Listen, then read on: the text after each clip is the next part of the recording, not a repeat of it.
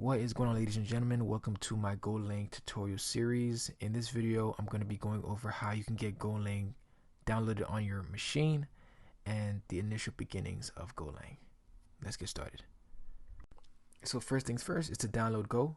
What you'll need to do is go to this link, go.dev/dl, and I'll leave a link in the description if you need it. But what you need to do is download Go for a specific machine that you have. So in my case, I have Apple, so I downloaded the Apple download, and it really is based on if you have the newer model of Apple machine or an older model, because the newer Apple devices have their own Apple chip and the older ones uses an Intel chip. So based on that, you have to choose between either or. So if you have the Intel chip, you use this this version right here, the x86-64, and if you're using the newer models of the Apple devices, then you'll use the ARM64. And if you have Windows, you'll just use this one, and Linux, you'll download this one. So it's really based on whatever machine that you have.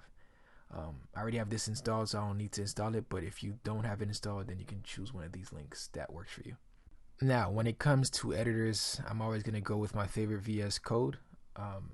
It's created by Microsoft, or it's owned by Microsoft, but it has so much things already packaged into it. So I just feel like it's the best thing to go with. And one of the things that it has packaged into it is actually the Go extension, and I would recommend installing it. It comes with so many features. One feature specifically is making sure that your code is actually clean in the proper conventions that Go expects it to be ran in. So if it's seen that it's not the proper convention, then it's going to let you know. You're going to see little squiggly lines. And if you want to customize to specifically what you want, you can go through the documentation and you can see some of the features that it has. But I like VS Code, but you're free to use whatever editor that you want to use. And I would recommend that you install the Go extension. Alright, so before we dive into the code, I just wanted to give a little history lesson on Golang. So Golang was made in 2007 by a small group of engineers at Google. So yes, this is a Google-backed language. And the engineers include Rob Pike, Ken Thompson, and Robert Griesemer. The main focus of Golang was concurrency, speed, and the usage for backend and web applications. Now, we'll talk more about concurrency, especially as we start to go into GoRoutines later on and channels. But what makes Golang so amazing is the fact that we can use a lot of threads, but it's not as heavy as OS threads. And this is going to make a lot more sense as we start to go into GoRoutines. But I just want to give a reason why Golang is used a lot nowadays. Now, Golang is compiled into one single binary file. It's not like Java that requires a whole runtime to actually understand what's being built. It's built into one single binary file and can be ran, so that increases speed. It is a strongly typed language, meaning that whatever something starts as is what it will end as. If you create a string, it's going to end as a string. If you create an int, it's going to end as an int. It is a strongly typed language. And it was built as an alternative for C and C++. It's fast, it's highly efficient, and it has a garbage collection unlike C++, and it has memory safety features. So if you have some experience with pointers, they're back. And now, the battle for the best local. To me, it's between Golang and Docker. The Golang Gopher is amazing. And you guys let me know in the comment section which one you like better. But another fun fact is that Docker is actually built using Go. So that's another cool thing to know. If you guys like to use Docker, it's built using Go. Alright, so let's start coding. Alright, so let's open up VS Code. I already have mine open, and let's create a new file. And I'm going to call it main.go. Alright. And the .go just let it know that it's going to be a Go file, right? What we're going to use to write Go code. And we're going to first write our first line. We're going to call it package. And we're going to call this package main. So a package in Golang is just used to pretty much bundle up related files together into a single unit, and it makes it reusable and maintainable. Right? So we're just gonna think of it as a way of putting all related files into one bunch. So we're pretty much just specifying that we're creating a package and we're calling it main, and anything that we create using this package main is associated together. So now let's actually create a function, because we want to create an entryway into our application. We want to be able to start up our application. So let's create a function. And to create a function in Go, we'll use the keyword func, and we're going to give it a name. Now in Go, there is a special keyword called main. This is a keyword that lets Go know that this is going to be the main entryway into our application. And we're going to open up some parentheses, open up some brackets, and now anything that we put inside when we start the application is going to start from here. This is going to be the main access point to our application. This is the door to our application. All right, so the next thing we're going to do is, as engineers, we always do hello world as a beginning thing to do when we first learn the language. So that's what I'm going to do. Now to print in Go, we have to import a library called FMT. So if I go above this function, I'm just going to do import, open up some parentheses, or open up some quotations, or some quotes, and do the word FMT. This is going to be where we're going to retrieve the proper functions to print out hello world.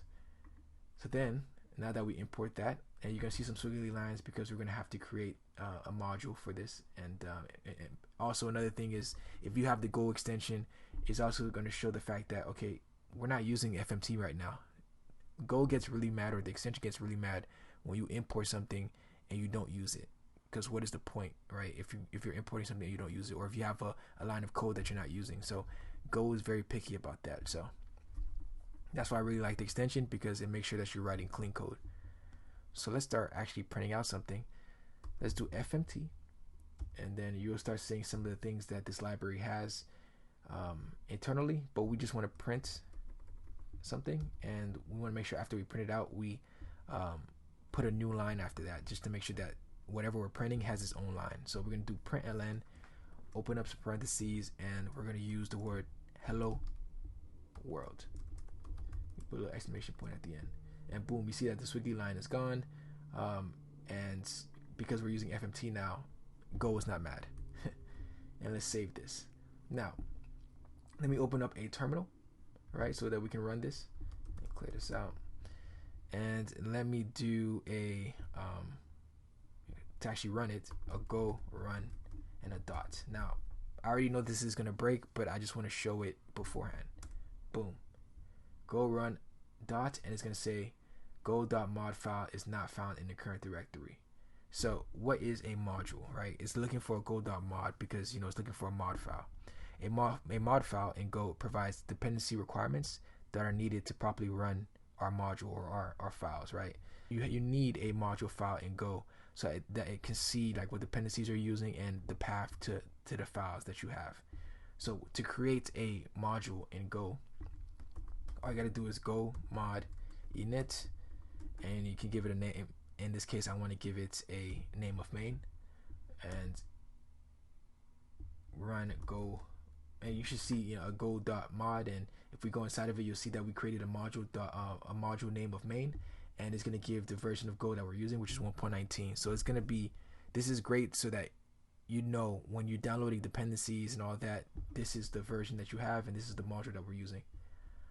And if we run a go mod tidy, this is to let Go know to download all the dependencies that we're using and to remove all the dependencies that we're not using. So as the name implies, it's just tidying up the application. So if I just do clear again and I do go run dot, boom, we're able to run it now.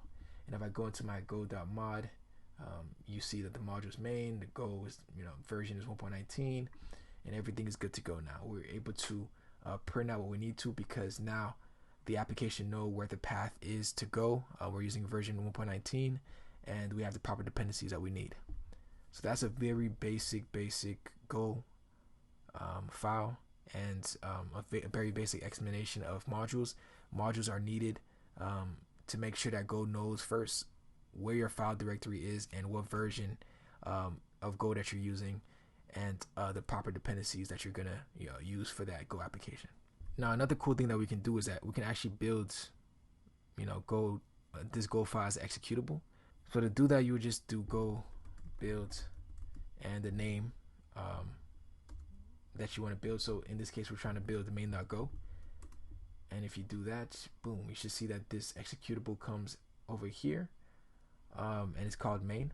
And to actually run this executable, all you have to do is point to the directory that is storing this executable. In this case, this executable is in the same directory as my file, so all I gotta do is do a dot slash and the name of the executable, and boom, we should see hello world, because it's just gonna run whatever was just built. So in this case, the application that was built is just this println of hello world.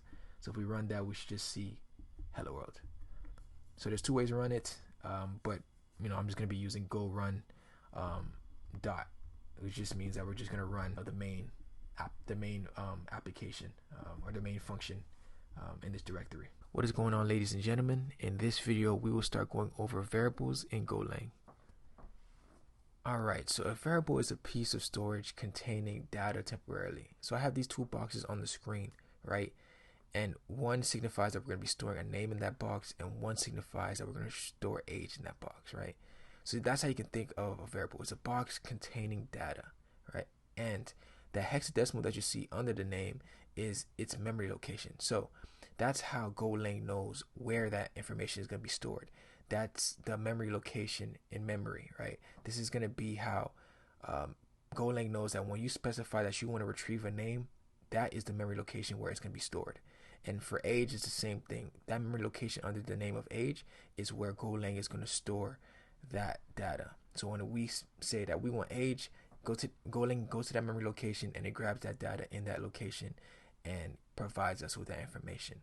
So I like to think of it hypothetically like a cardboard box. When you're moving, you put in your furniture and into one box, you put in your kitchen utensils into one box, you tape it up, and you write kitchen on that box, or you write you write furniture on another box. So you know that when you put that box into your storage container until you move in, when you get that box, right, okay, this is all my kitchen material, or this is all my furniture material in that box, right? So that's how Golang knows, okay, this is where name is being stored. I see that it's a name because that's what we define the name to be, and I see this is going to be age because this is what we define the name to be for age. It's just going to be a box of age, and this is where the location is, or this is where I have to check where it is.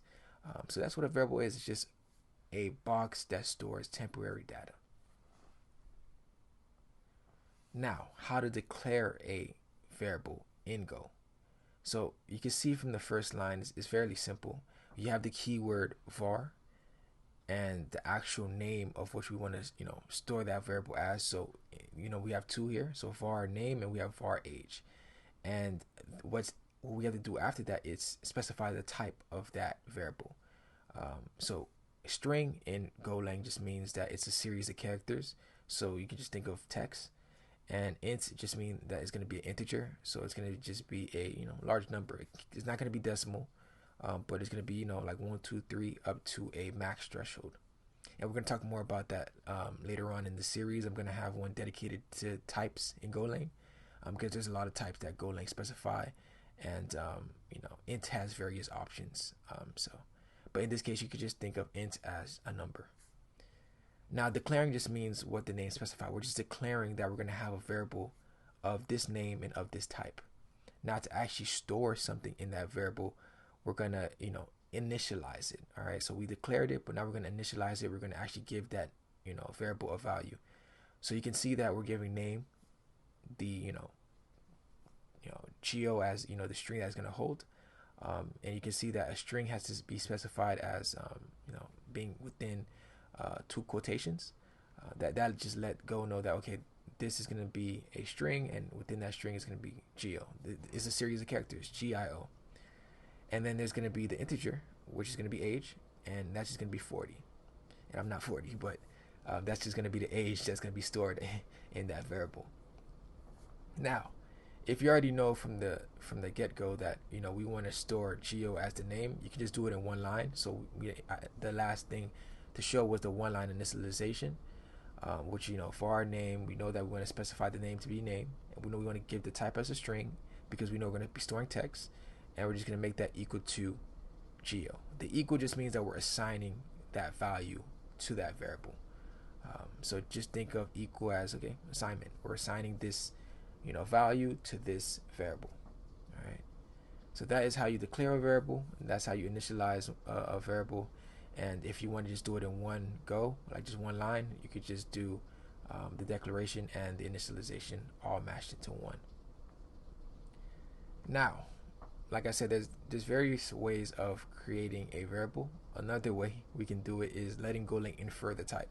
So before we had to specify, okay, the name is going to be a string or the age is going to be an int, but we're in 2022 at the time of recording, and programming languages are pretty smart, right? So we can let them infer the type of whatever we're going to assign to the variable. So in this case, we have name, and remember before we had to specify, okay, this is going to be a variable and this is going to be a type string. But GoLang is able to realize that, okay, if we have these two quotes, this is most likely going to be a string. So I'm going to set name to be a string, but the user doesn't have to specify that's going to be a string because I can see that it's a string. And for age, I can see that it's doesn't have a decimal, and it's 50. So this is most likely an int. So we don't even have to put that anymore. We can just let GoLang infer that.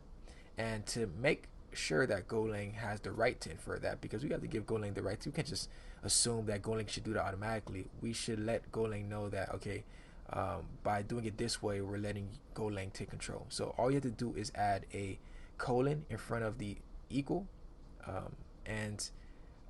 you pretty much let GoLang know that we're letting you take control, letting you infer the type. And we don't even have to put var, we don't have to put the type anymore. Just put the colon in front of the assignment operator, which is equal, and we're good to go. And that pretty much shortens it by a lot, and it saves some time. So if you want to let GoLang do his thing, you can do that. Let GoLang put on his glasses and do his thing. You can do that. Just let it infer the type.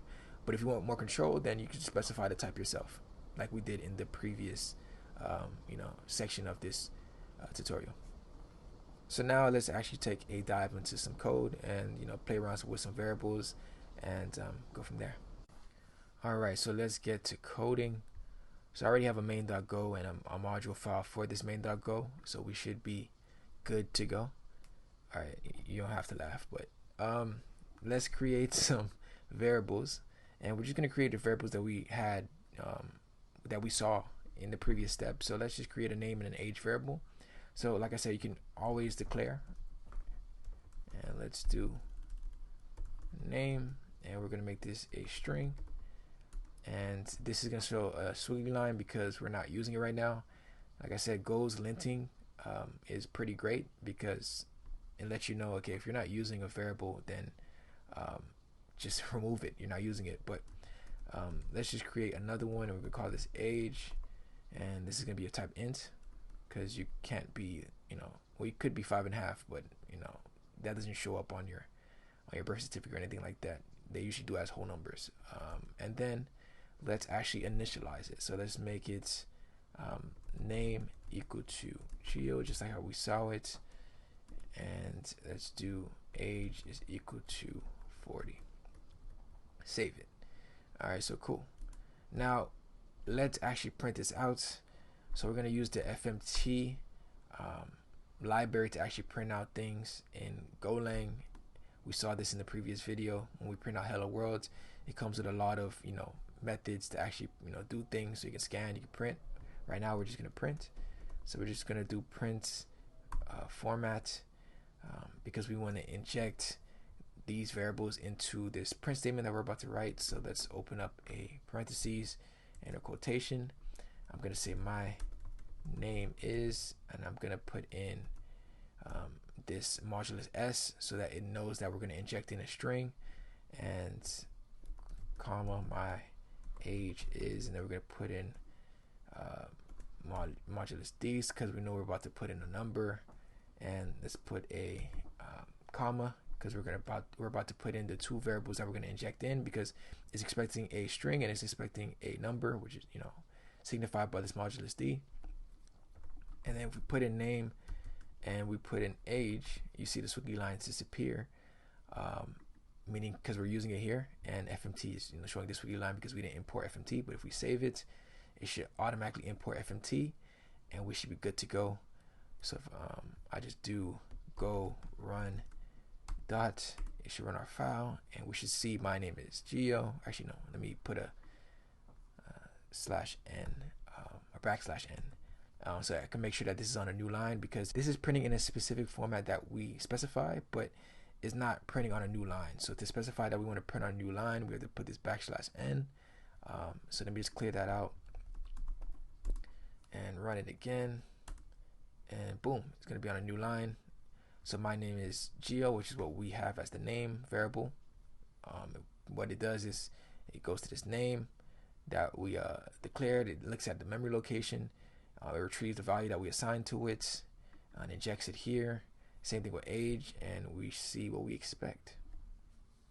And like I said before, we can always just do this in one go. So if I just take this out and I make this equal to Geo, since we already know from the get-go that's going to be the name that I'm going to assign to it. Or even for age, we can do that as well. If we're going to assign it automatically to 40, we can do that.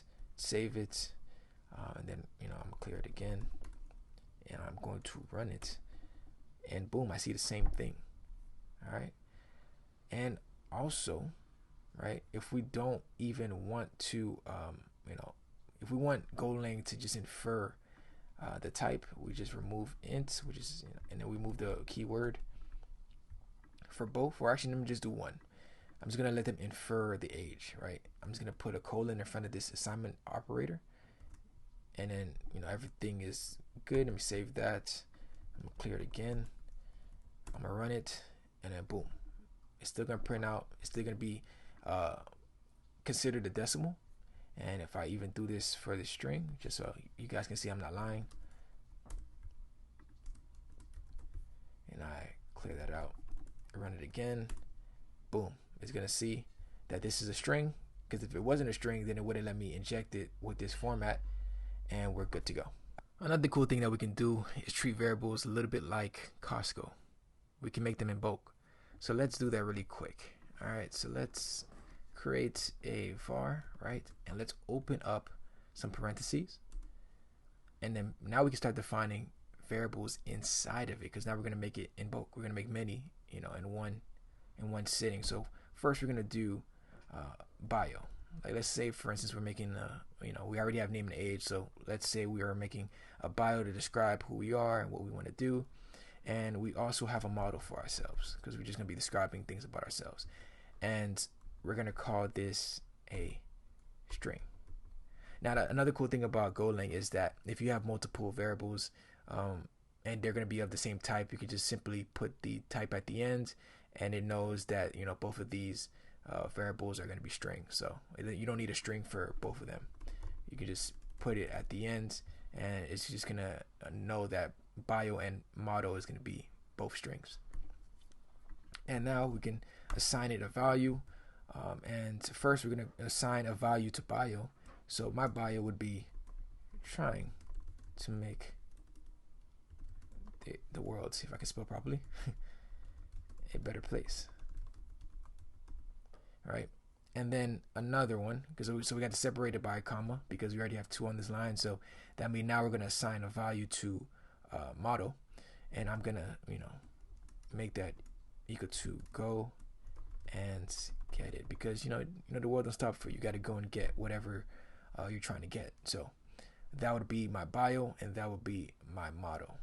All right, and then now we can specify, maybe we want to know our height in inches, so we can do height in inch, and the height in inch is going to be int, and we're going to set that equal to 72.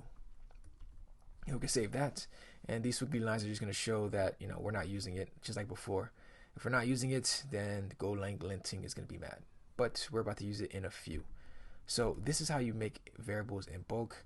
Just open up some parentheses with the keyword or variable in the front, and now we can start defining some variables within these parentheses, and now they're accessible just like how these were accessible. We don't have to make them line by line. We can just make them in bulk.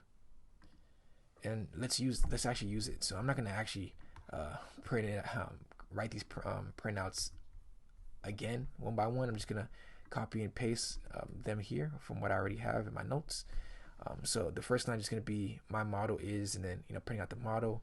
I'm gonna print out my bio is, printing out the bio. So just like how we did before, this modulus s just means that we're going to inject a string, and model and bio are strings, so we know that, that's what we're going to inject here, and we're going to print out on a new line.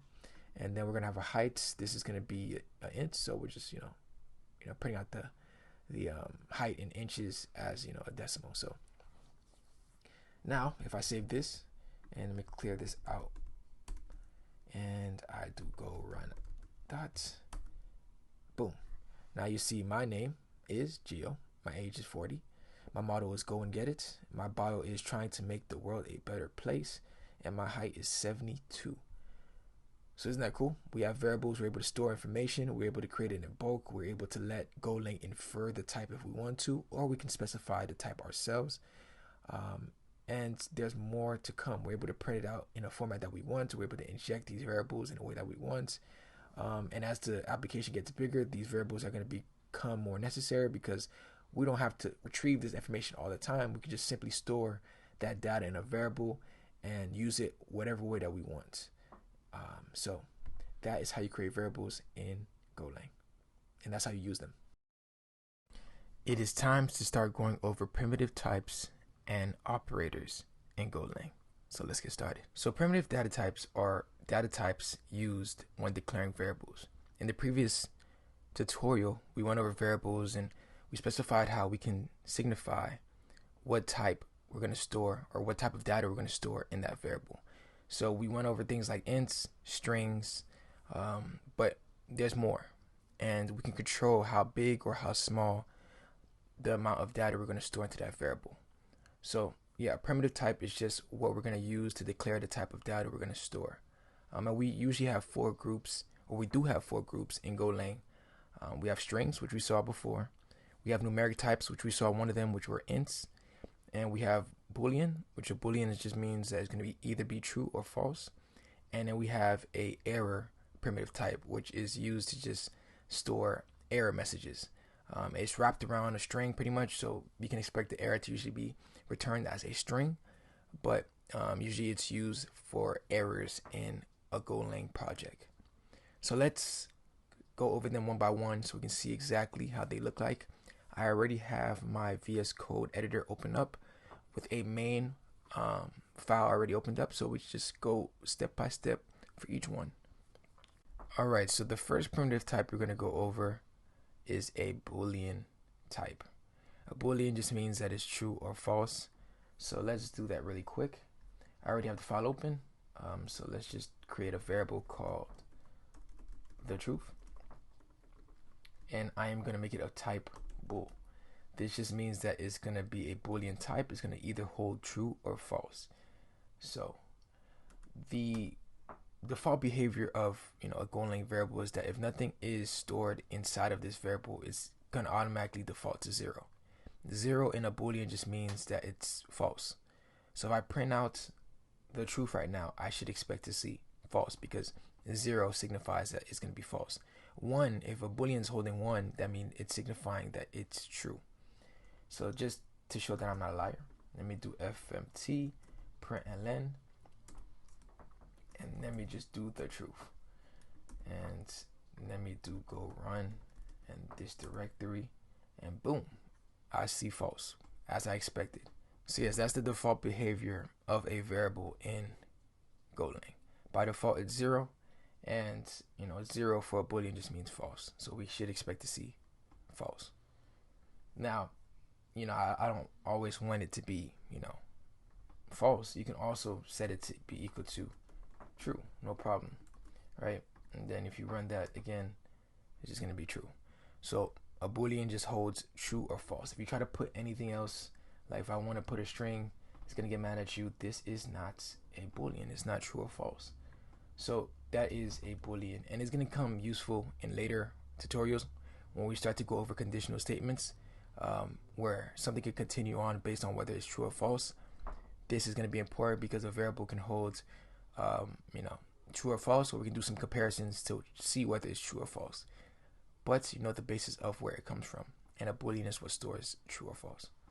Now, when it actually comes to comparing, we could do that. So we know that this can store the truth, which in this case I'm gonna hold true, and we can create another variable called I'm gonna call this the false, And I'm going to make this also a Boolean, but in this case, I'm just going to make it equal to false. Right? And now I can actually use something called a comparison operator. And what that's going to do is I'm going to use two equals, and I am going to use the variable the false. What this is doing is usually we see one equal sign, right? And that just means that we're going to assign a value to it. Like the variable here, we know that we're assigning the truth equal to true. But if we want to compare two things, right, we use two equals. We're not assigning it, we're actually comparing it. So we're going to compare this variable, the truth, to the false. Now, does the truth equals the false? You guys should know the answer. If you see two different values here, that means they're different. So if let me just clear this out. If I run this, I should expect to see false because the truth is not equal to the false, right? But if I do, use the truth twice, right? And it's gonna get mad here because I'm not using the false right now. But if I run that again, ooh, the false is declared but not used. So yeah, Golang gets mad when you have a variable that you're not using. So let me just remove that. And it's obviously going to show like, okay, why are you using this for the same variable? But just to show that, what I'm telling is the truth. We're doing comparisons. Are they equal? Yes, they are equal because they're both true, right? And I can even use the false, make that equal to true. Do the false, compare, go run. They're both equal to true. They're both the same. So this is how we do comparison operators. Like I said, in later tutorials, this is going to become way more useful when we start to do conditional operators. We can pretty much break it down like, okay, if this is equal to this, can do this, like do one task. If it's not equal to this, do another task. Like you can break it down into steps, into logical steps. We'll talk more about that in future tutorials. But that is the comparison operator. And they're very useful when it comes to handling Booleans. Alright, so the second primitive type are numeric types. So that's things including integers, floats, and complex numbers. So in Golang, it provides a variety of ways to describe an int. I know in the previous tutorial we saw, var, then a variable, and I just place the type of int, right? And int by default for Golang, it just goes by the system that you're using. So if you're using a 32-bit system, then this int is going to be 32 bits. But if you're using a 64-bit system, then this is going to be a 64-bit integer. So there are cases that you want to specify a specific amount that you want the variable to hold. Maybe you want it to be 8 bits, 16 bits. Golang does provide that option to do that. So we're going to dive in a little bit deeper on the different options that Golang has to offer. So just want to describe that before we saw this int, it's based on your system, but we could describe or we can create variables that holds different sizes. So I'm going to start going over some unsigned versions of an int, and I'm going to try to write these as fast as possible, and then I'm going to go over them.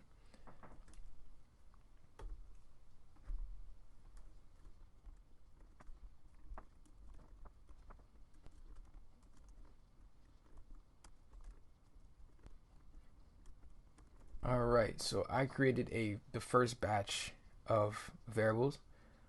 So I created, UN8, UN16, and vice versa. And these are just describing unsigned integers.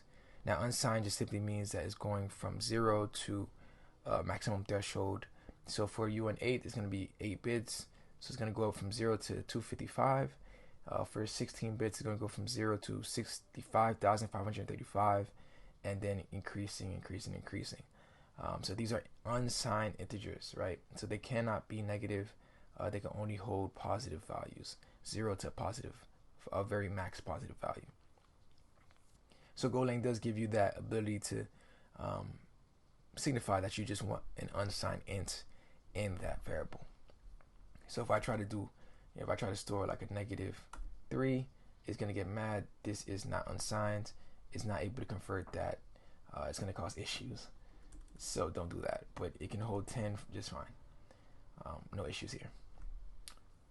So that is the first batch. So if you know that you want a specific threshold for a variable, a specific integer from 0 to whatever threshold that you want. These are perfect. Now the next batch I'm going to go over are signed integers, which are pretty much the same thing as the one above here. We would just have to remove the u in front of the type to signify that we want a signed integer. So let me just write that out really quick.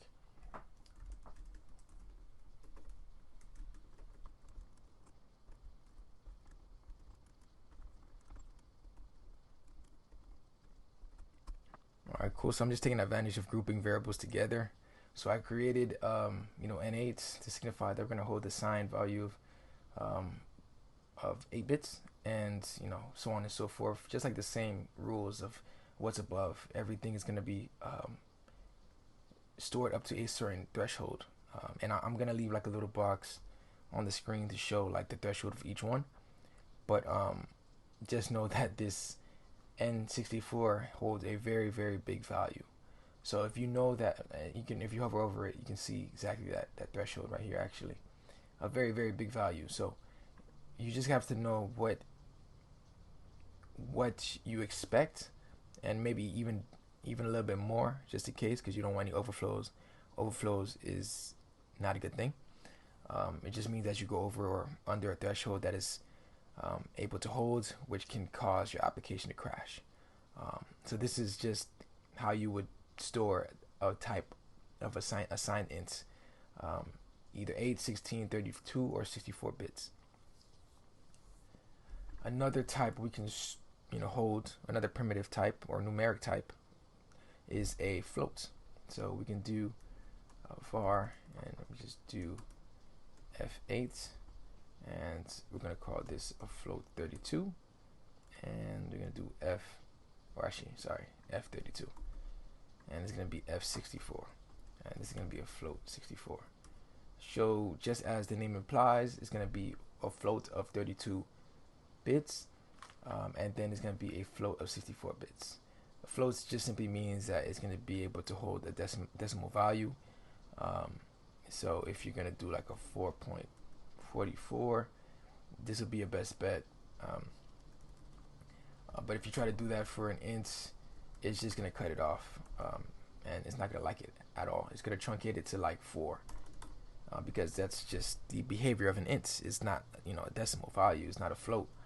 But if you need that 4.44, then you just place it into a float. Now if you know it's just going to be 4.44, then you just put that in this float 32, because that would be a waste of space to put it in a float of 64.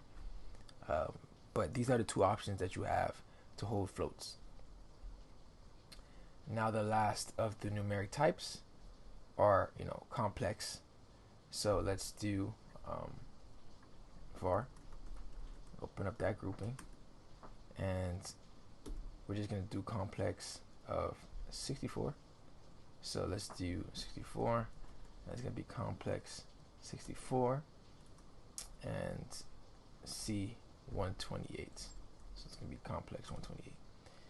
So complex is, if you go back to math class, these are holding imaginary numbers and complex numbers. Granted, I haven't used that in a while, but if you do need that, if you're someone that's going to use it for intensive math purposes, there is complex types. So if you need it for 64 bits or even 128 bits, they have it there for you. So these are the numeric types that Golang has to offer. We have just regular ints. It's just going to be based on your system. It can either be 32 or 64. So based on whether your system can handle it. So if your system is 32 bits, it's going to be 32. If it's 64, it's going to be 64. Or if you have a specific amount that you need, like if you need it to be unsigned, so you only want positive values, you can do that. Just put a U in front of it and specify the amount of bits. Or if you want it to be signed, then you can just take out the U and just specify the bits. So int 64 and 32 if you need it. Now if you need some decimal values, you can also create it using floats. And if you want things to be a little bit more complex, you can even use complex types, 64 and 128. So yeah. Now the one type that we did for sure go over in the last tutorial were strings. And strings just means a series of characters. It's text. We see it all the time. This right here is text. This right here is text. But to specify in Golang that it is text, or that we want to hold text, we use a string, right? So you just do, a variable called text, call it a string, and we know that we're gonna assign it. First we gotta open up some quotes, and then we know that we're gonna assign it some characters, a series of characters. So we already did this initially. So this text is just gonna hold hello world, and Golang can see that, or even if we want to let them imply it, we can do that. So we'll just put in the colon and do that, and we can then print it if we have to. So let me just do fmt .println, and then boom, just print that out. Go run hello world. So if you need any text, if you need to handle text, string is the type that you use. Nothing too crazy. It's just a series of characters. Alright, so the last primitive type that I'm going to go over is the error type. So what is the error type? So let me just go into this definition of error just so that it makes more sense. So really, an error is just an interface that wraps around an error of type string. So it is literally anything that implements error. And that's going to make more sense when we go over interface later in this tutorial series, but it's simply an interface that wraps around a error that is of type string. So we know that this error, in the grand scheme of things, is just going to return a string, a message of type string. So to help visualize this, right, I created this throw error function, and it is of type error. So I know that it's going to return an error, right? And I set this variable right here equal to the error that I just thrown. So now we have an error inside of this variable, but now let's print out what exactly is inside of this error. So let's do fmt prints ln, and let's do error. That's literally just what we saw. We see that it's when we went inside its definition, we see that it's just using this error that we defined in this interface. And let me just save that, and let me just do go run boom, new error for fun. So we're using this, we just use this errors library that helps us create a new error, and that's just being returned, and we're leveraging that error that we just created and printing that out because it's simply a string. It's simply a message. But this is vital because whenever we start messing around with things like APIs or things that may return an error, this is important because we can check for error. We can check whether this variable has anything within it. If it does, that means that we may have an error. If it doesn't, that means we could probably continue. Or things that may return an error, this is important because we can check for error. We can check whether this variable has anything within it. If it does, that means that we may have an error. If it doesn't, that means we could probably continue. As things start to become more API centric and you kind of never know what type of response is being returned, I feel like this type of type is used a lot, especially when you want to return a specific response based on an error. So yeah, this is pretty useful, and that's pretty much what an error is in Golang. It's simply an interface of type error, and the error is just a string. So as long as something implements an error, you're simply just going to be using a string. Alright, ladies and gentlemen, in this video I'm going to be going over arithmetic operators and conversion types. So let's get started. Alright, so I wrote out most of the arithmetic operators because of the fact that it just saves a lot of time. And if you guys are, older than 6, you probably already seen most of these types. So just to save some time, my time and your time, I just wrote it out and we'll just go through it step by step. So addition, right? So we already see it from the get-go. I already created some variables. I grouped them up and I have some with different types. This is going to be important as I start to go through it. But you should see, A, B, C, D, and that's holding different types and different amounts. So the first thing we'll see is addition. We're seeing A plus B. A is holding 4, B is holding 5, A plus B is 9. So because 4 plus 5 is 9. Now, one important thing about Golang, and that's the first thing that I actually really want to go over, is the fact that Golang is very serious about the types that you use for arithmetic operators. So we see that A plus B, or A and B, are both integers, but it's very serious if we try to use another type. So say for instance we try to do C, or A plus, let's do D. You can see D is a 6, right? So 6 is technically an integer, right? It's just 6, but it is being held as a float of 32 bits. Now Golang sees that and it's like, wait, hold up, this is a mismatch. You cannot do that. It's gonna get mad, because we want to make sure that we're using the same types whenever we're doing any type of math.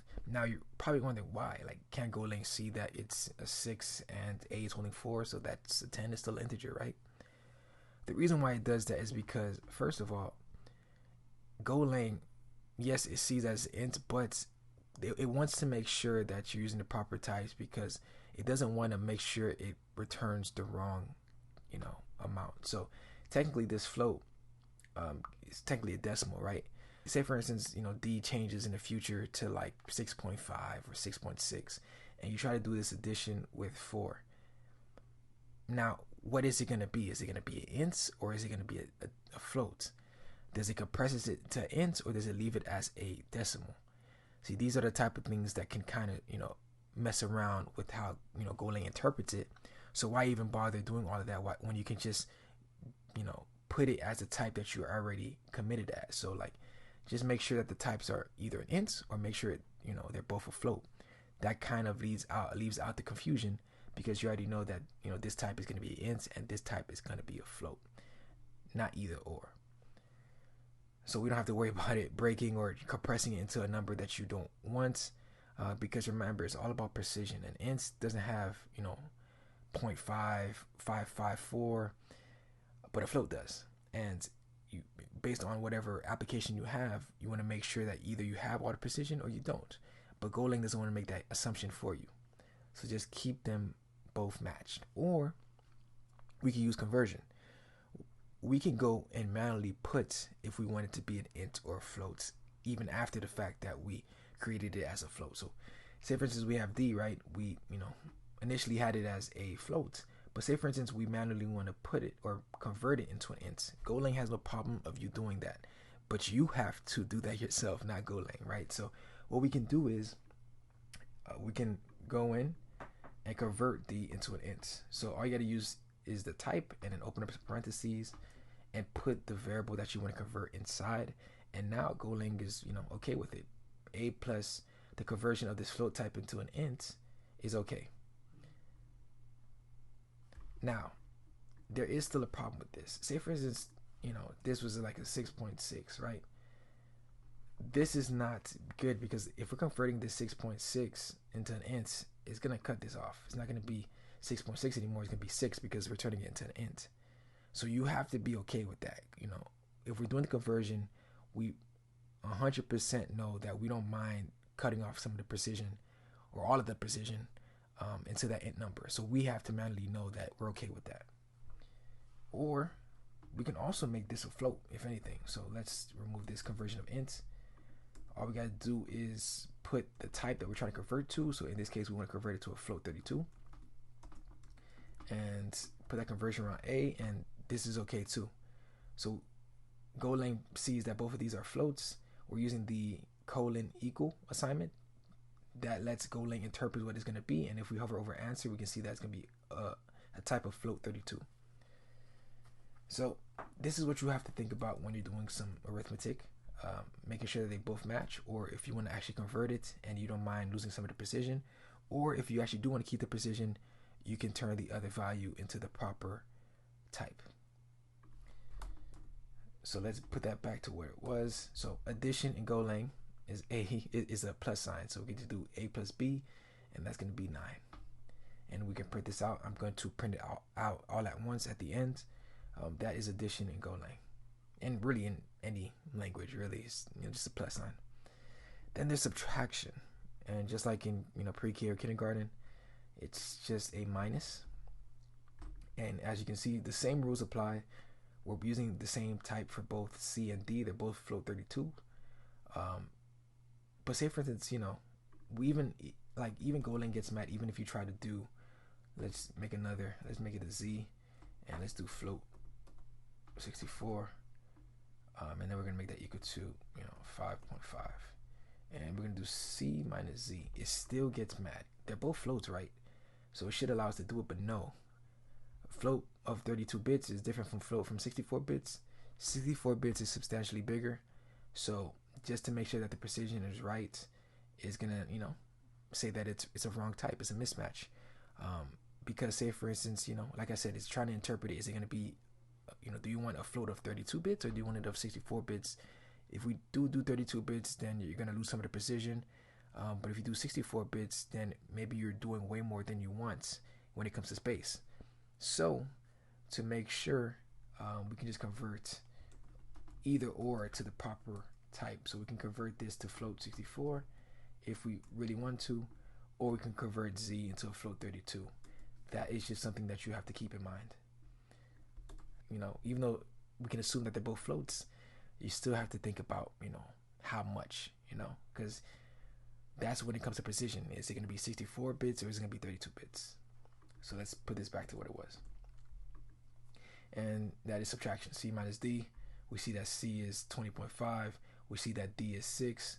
Because these are floats, we should expect to see 14.5. Then now we have division, right? It's just a forward slash. We do C divided by D, a forward slash in between.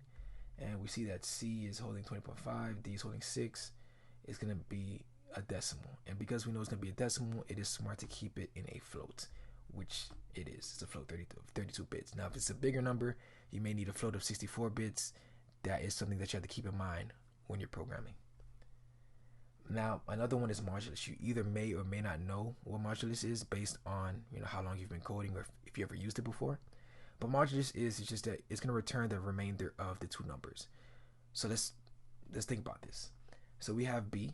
B is 5 and A is 4. Now, how many times can A go into B? A can go into B, one time, right? So if you do 5 minus 4, there's going to be a remainder of 1. So that's what modulus is going to return. It's going to return the remainder because 4 can only go into 5 once. There's still going to be a remainder after you put 4 into 5. So that is what it can. So modulus just returns the remainder of between the two numbers. So A is 4, 5 is B, and the remainder between the two will be 1. So that will be returned. So if we were to do, let's use another number. If we were to use 15 and 5 can go into 15 3 times. There would not be a remainder because if we do 15 times 3, it's going to be 15. 15 minus 15 is 0. There is no remainder. So if you ever need a remainder, or if you ever need to check for remainder, it's perfect. And I know modulus is used a lot when it comes to checking if a number is even or odd. You know that if a number is even, then that number will go into that number evenly, if that makes sense, so that there will be no remainder. So say for instance, that 4 is even because 2 can go into 4 2 times. There will be no remainder. But if you have 5, you know that 5 is odd because 2 can only go into 5 twice. So there'll be a remainder of 1. 5 is an odd number. So to signify that you want to use modulus, you just use this, I like to call it percent sign. But yeah, it's just a percent sign. And then you would signify that you want to find the modulus between one variable or one number, whatever you choose, with another number. So that is modulus in Golang. Then there is the last one that I want to show, which is multiply. Multiply is just asterisks. Some people, are used to seeing it like a X. So like they probably teach you in school like X, but in Golang it is an asterisk, and it's just multiply. So we have A and B. So 4 times 5 is 20. So we should expect to see 20. And this is also important. If you want precision, if you want decimal, then you use a float. since this is int, we should just expect to see an int. So 4 times 5 is 20. That 20.0, it's 20. So that's what you really have to pay attention with a language like this. Precision. What exactly do you want? Do you want a decimal? Do you want it just an int? Do you want a small int? Do you want just like an int of 16 bits? Do you want an int of 32 bits?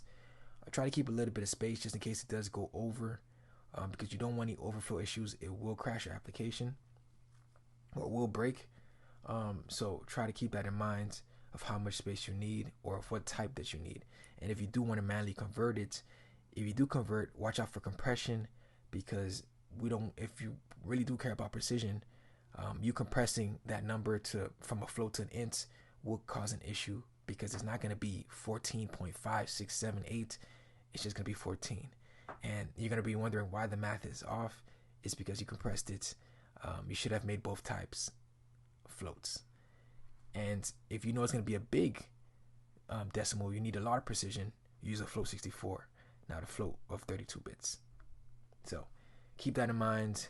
Hope you guys enjoyed that. Hope you understood about conversions is whatever type you need. So if you need int to turn to a float, then you just pick the type, you open up parentheses, put that variable or that number in between, and you'll convert that number. And it's getting mad here because it's mismatching, but we can just do floats for both if needed, and it should make it happy again. So whatever type you need, you just place this here, open up parentheses, put the value inside of the parentheses, and it should convert that value. So hope you guys enjoyed the video, and let me actually run this so you guys can see. So go run, and okay, so the linter, I'm not using a couple of these, so let me just remove them. Let me clear that out again and run it. And you can see addition is 9 because a plus b is 4 plus 5. Subtraction, we see that 20.5 minus 6 is 14.5. And look at the precision right here, right? It's 3.416667 for the division. C divided by D, 20.5 divided by 6. And then we have modulus. Like I said, 4 can only go into 5. 4 can only go into 5 one time, so there's going to be a remainder of 1. And then the multiplication is, a times b, which is 4 times 5, which is going to be 20. So thank you guys for watching. Hope that was useful. If you have any questions, leave it in the comment section, and leave a like if that was helpful. Thank you. Alright, so let's take a look at logical operators in Golang. I've already written out all that we'll need, so go step by step on what each logical operator does. So I created a variable of x and y, and this is just holding Boolean values of true and false. We'll play around with these values so we can see exactly what these operators are doing. But if you ever took a class like discrete structures like I did in college, these are pretty much the fundamental things that are taught, so we understand what these operators do, because these logical operators are used a lot when doing different scenarios in your application. So let's take a look at the first one, and this is signified by 2 ampersands. Pretty much what this signifies is that either both of the values are true. If both of the values are not true, then it's false. So we have x and y here, right? If x is true and y is false, that means it's going to be false. But if x is true and y is true, then it's going to be true. So they both have to be true for it to be true. If either or is false, then it's going to be false. Now, if both is false, then it's false. Both of them have to be true for it to be true. So that is and. So it's pretty much how I remembered it is x and y is true, or whatever variable is holding the value or whatever Boolean is being used, they're both the same. They're both true. Now, or, just as the name implies, which is just 2 pipes back to back, just 2 pipes, just signifies either or is true. So either x can be true or y can be true. Now, if both of them are true, that's great. I mean, it's true, but either or can be true for it to be true.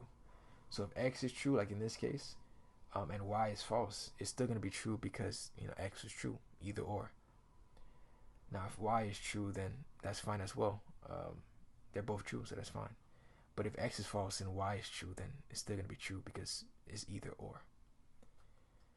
The final logical operator is not just returns the opposite of what that value is or what that boolean is. So in the case of x, the opposite of true is false, because remember, a boolean can either be true or false. So the opposite of a false has to be a true. So that is what you'll use not for. You can check if a value is not true. You can check if a value is not false, and that's going to be used a lot in the future, so keep in mind. And that's signified by exclamation point in Golang. So now let's run this really quick.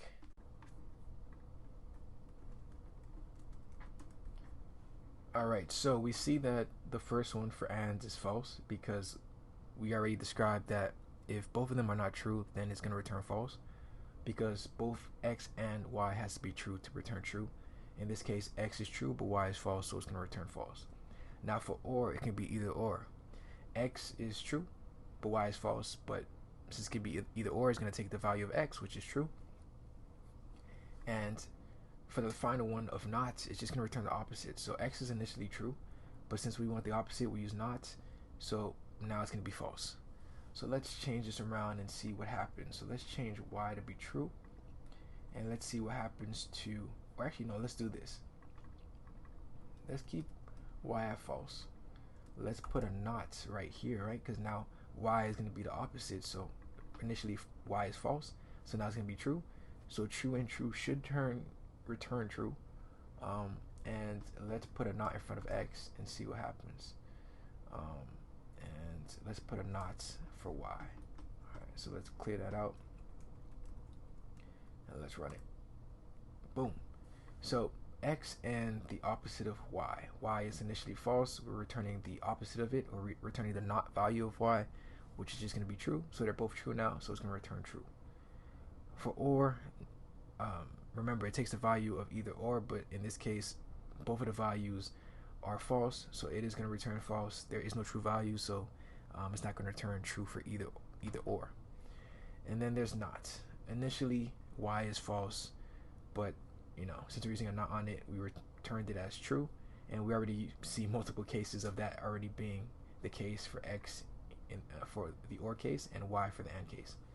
So these are some of the logical operators that you can use in Golang. They will become useful later on in the tutorial and for whatever application that you're building, because once you start using things like if statements and switch statements, these kind of become necessary to make comparisons and do checks based on the boolean that's being returned. So hope that was useful.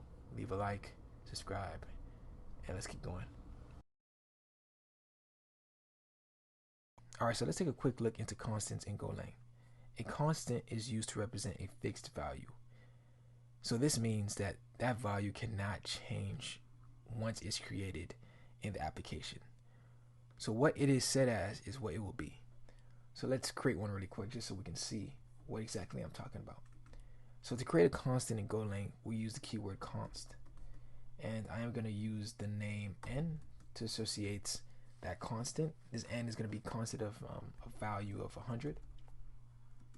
So boom, that's how you create a constant. And now this n is always going to be 100. If we try to set this n equal to 20, Golang is going to get mad because it's going to say, cannot assign to n. This is a constant value of 100, right? So it knows at runtime that this is going to be 100 no matter what. It cannot be changed. Now, if you realize already, you probably see that we didn't even give this a type. What does that mean? It means this is an untyped constant. Now, this could be a good thing or a bad thing, depending on what you would want to do. So if you know that you want it to be an int, for sure, or if you want it to be an int 16 or 32 or int 64, you can do that. You can set this to whatever you want. This will pretty much let Golang know that this is going to be a constant of that specific type. And we talked about that in a previous tutorial on how you cannot mismatch types. So if we're going to use this n, we have to make sure wherever we're going to use it has to be also an int 32. It cannot be an int 64. It cannot be int16. It has to be int32. Now, if we let this stay untyped, now we can kind of mess around with it. We have like a little bit of leeway with that. So let's take a look. So now we have n. This is going to be a constant of 100. It's untyped. But let's make another variable called, let's call it value. And we're going to make this equal to it. We're actually going to make another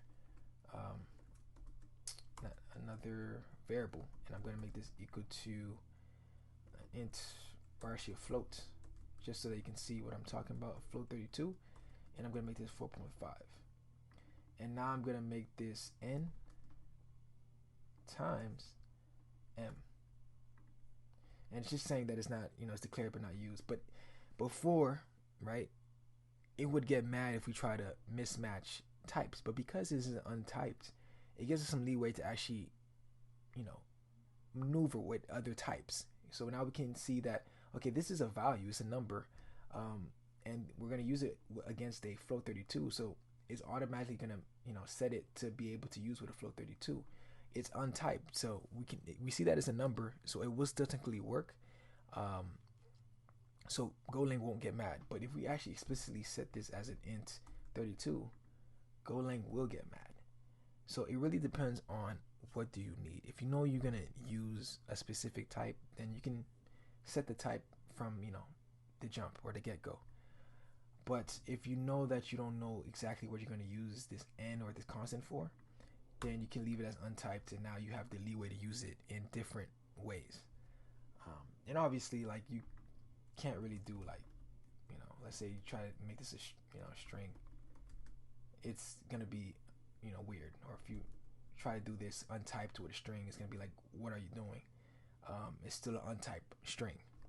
But if it's an untyped number, it won't get mad.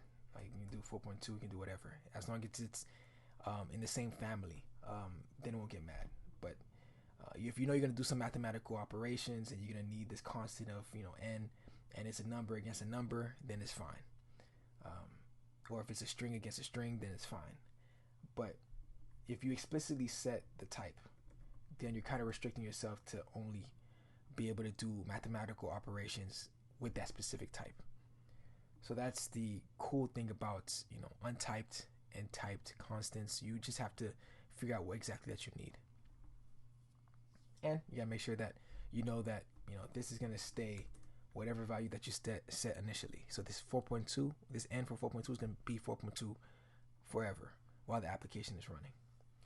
And we can actually just use this really quick. 4 times 4.5 should be 18. So let me just print that out. And print out value.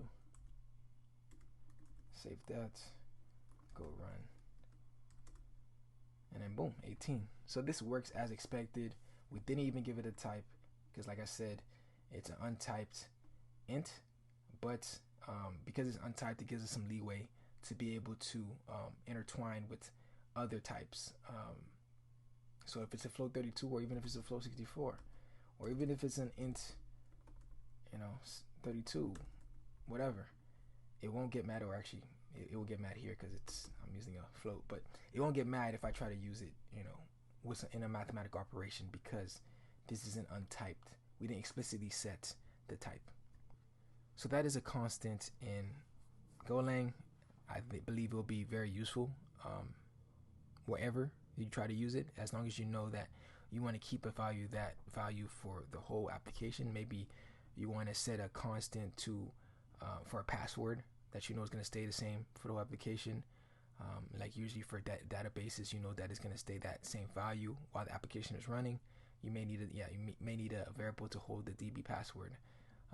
And if it does change, then you would just stop the application and put the new value in. So hope you guys enjoy that, and stay tuned for the next one. Alright, ladies and gentlemen, now it's time to talk about arrays in Golang. So an array, just in general, because it is something that is used in a lot of languages, an array is a number sequence of elements of a specific length. How I like to distinguish it, or how I like to think about it, is that it's you can think of boxes set up in a line, and each box represents data. How we retrieve that box is we just give a number to each box, and if we want to retrieve that value from the box, we use that number to get that specific box. So say for instance we have 10 boxes, right? And the special thing with arrays is that it starts at a 0 index, so meaning that it starts from 0 and it ends at 9. So if we have 10, it goes from 0 to 9 instead of going from 1 to 10. So if we wanted to retrieve the first item in an array, we would have to get 0. If we wanted to get the first box, we would have to use the 0 index. So let's write this out just to make it more simple for you to see. So let's create this Golang array. So what we got to do is first we got to distinguish that we want to create one. So let's just do var, and I was just talking about boxes, so let's do that. Let's create a variable called boxes, and we're just gonna let Golang know that this is gonna be an array, right? And this is gonna hold 10 items. So to do that, what we'll do is open up some brackets, and we're gonna let array know the length of the array. This length is gonna be the maximum amount of elements that can be stored, cannot go over it. So you should know from the jump or from the get-go that you want 10 items or whatever amounts once you create this array. So I know that I want to create 10 items for the amount of boxes. I cannot do 11 boxes, I can't do 12. It has to be 10 or less. All right. Then I'm going to specify the type of the items that's going to be in this array. We talked about types when we created variables in a previous tutorial. We know that we have strings, we know we have ints, we have floats, but in this case I'm only gonna use ints, so I'm just gonna do ints. And just to make it more specific, I'm gonna say ints of 32 bits. All right. So now we have a variable of an array, and this can hold 10 items, and it is of type int 32. Now the only red squiggly that is showing is that we have boxes, we have an array, but it's not being used. So pretty much we just created a variable, and we're letting Golang know that this variable can hold an array of 10 items that is of type int 32. So by default, an array in Golang is created as zeros if you don't provide a value. So we already specified that we want 10 items, right? We want an array of 10 items, but we didn't provide any value. So right now we have 10 boxes, and all those values will store the number 0 since we're using an int. So let's print that out so I can show you guys what this looks like. And let me just do go run dot, and boom, you see that we have 10 zeros, and they're lined up. And that's why I like to visualize it as boxes, because if we have some things laid out, we have boxes on the floor, each one of them have their own data. This is exactly how it looks like in my mind.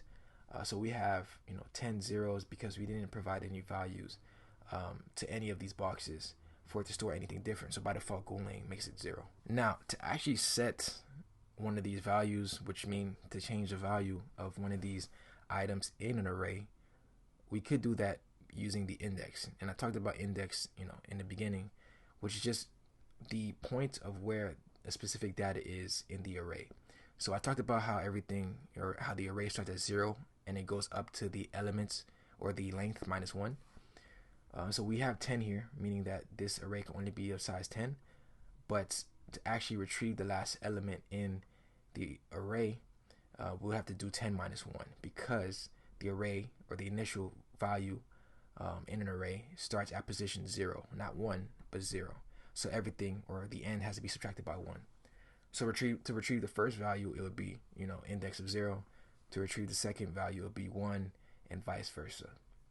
Now to change the value, say for instance we wanted to change the first element, we would just have to get the name of the variable.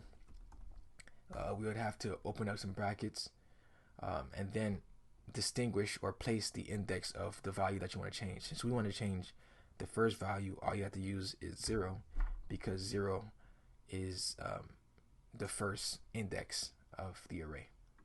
And we can set this to anything that is of int 32. So I just want to let's make it 12. Now if I print this out, and before you see that everything was 0, but if I print this out, boom, I see that it is now showing that the first element is 12, because we retrieve the first element. This is how you retrieve it, and we're assigning it to the value of 12. And we can do that for every box up to the last element. So I did talk about how the last element is going to be the length of the array minus 1. So we can do that now. Let's do boxes 9 because 10 minus 1 is 9, and we can make that equal to, let's use 25. And if I run this again, you can see that 25 is at the end. Now, things could get nasty if you try to do anything that is outside the range of the array. This is why it's very important to know, where you are in the array. Because if I did try to do, boxes 10, because I made that mistake. First of all, Golang will say you're out of bounds, meaning you're out of the range of what you declared the array to be. Because yes, you did say you want boxes of size 10, but like I said, it starts at 0, so it's going to go from 0 to 9, not 1 to 10. So at least Golang knows beforehand, like, we're not going to let you run this because it's going to break, or we're showing you that it's going to break, it's going to be out of bounds. But say for instance you are running your application, and say for instance you have a loop, which we're going to talk about later in a tutorial series. But say for instance you're trying to get something outside the range of this array, it is going to panic, and we're also going to talk about it later in the series. But it is going to go, it's going to try to run it, and it's going to break the application. So let me see if I can actually run that and see what happens. So boom, invalid argument, index 10 is out of bounds, and it lets you know, like, where that's showing. It's showing, line 8 has this issue. So just remember that, don't try to go over the bounds, because it will break. And you can see that to access a value, a specific value, you just have to just open up the brackets and place the index of the value that you're trying to retrieve. So say for instance you just want to retrieve one value in this array. Let's just try to retrieve 9. You could just open up the brackets, put the index inside, and let me just clear this out, and let me just print it. Boom, you can see that just by using the index we can retrieve one value from the array. So in this case it's going to be 25, because we assigned the value of 25 to the index of the last element in the array. So arrays are pretty useful if you want like a structured sequence of elements grouped together. It's used a lot in programming, not just only in Golang, but programming in general. But there is a different type of sequence that is used more in Golang, called slices, which we'll talk about next. But this is the first thing that I would say will help understand what a slice is. It's just it's a similar characteristic of an array, where it's a sequence of characters, or it is a sequence of elements. So but this is just how you would use an array. This is how you would create one, this is how you will assign it, and this is how you will retrieve it. And arrays also do come with a function which we can get the actual length of an array. So to do that, we can run length, or let me just erase this and run len, which is just short for length. Open up parentheses and put the array inside of this function. So we'll put boxes because that's the array that we're trying to get the length of, and if we run this, and we should get 10. This just returns the length of the array. So we know by default this is going to be 10 because we set the array to be 10. So when we get the length, we just know that it's going to return 10. And this could be useful if you want to just get the last element, because if you want to get the last element, all you got to do is do boxes, and then you can do length, and then get the length of the array and do -1. This will guarantee that you will always get that last element of the array, and you don't have to worry about anything breaking, because you can just use this logic to just get that last element. Just remember, you have to do -1, because if you do just the length, it's going to break, because you're going to go out of bounds. But if you do -1, it guarantees that you're going to get up to the last element in the array. And if I run this, you will see I see 25. So it guarantees the last element in the array. Before all we did was create a instance of an array and set the values one by one. But there is a way of initializing an array with values already in it if you don't want to just use the default values of 0. So let me show that really quick. So let's also just use the same variable. We'll just use boxes, and we're gonna let Golang interpret the array that we're about to create. I'm also gonna use the same value of how much I want the length of the array to be. So I just make that 10, and I still want it to be an int 32. But now I'm gonna open up some curly braces. And now we can start defining the values that we want to be initialized with the array, or with the array that we're creating, called boxes. So I want there to be, or actually let's make this shorter so that I can fill it up. I'd have to put 10 values. I could just put 5 just to make it simpler. So let's do 2, 3, 4, and 5. Right. The only thing that squiggly is showing is that I'm declaring it but not using it. So let's actually print this out.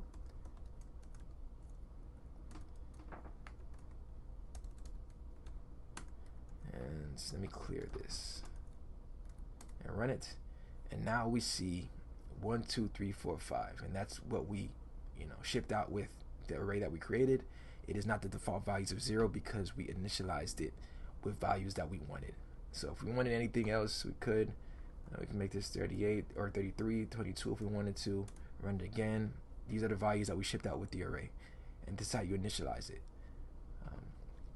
Now you don't have to fill out all 5 values. Like if you want to partially initialize it, you can, and it will still understand it.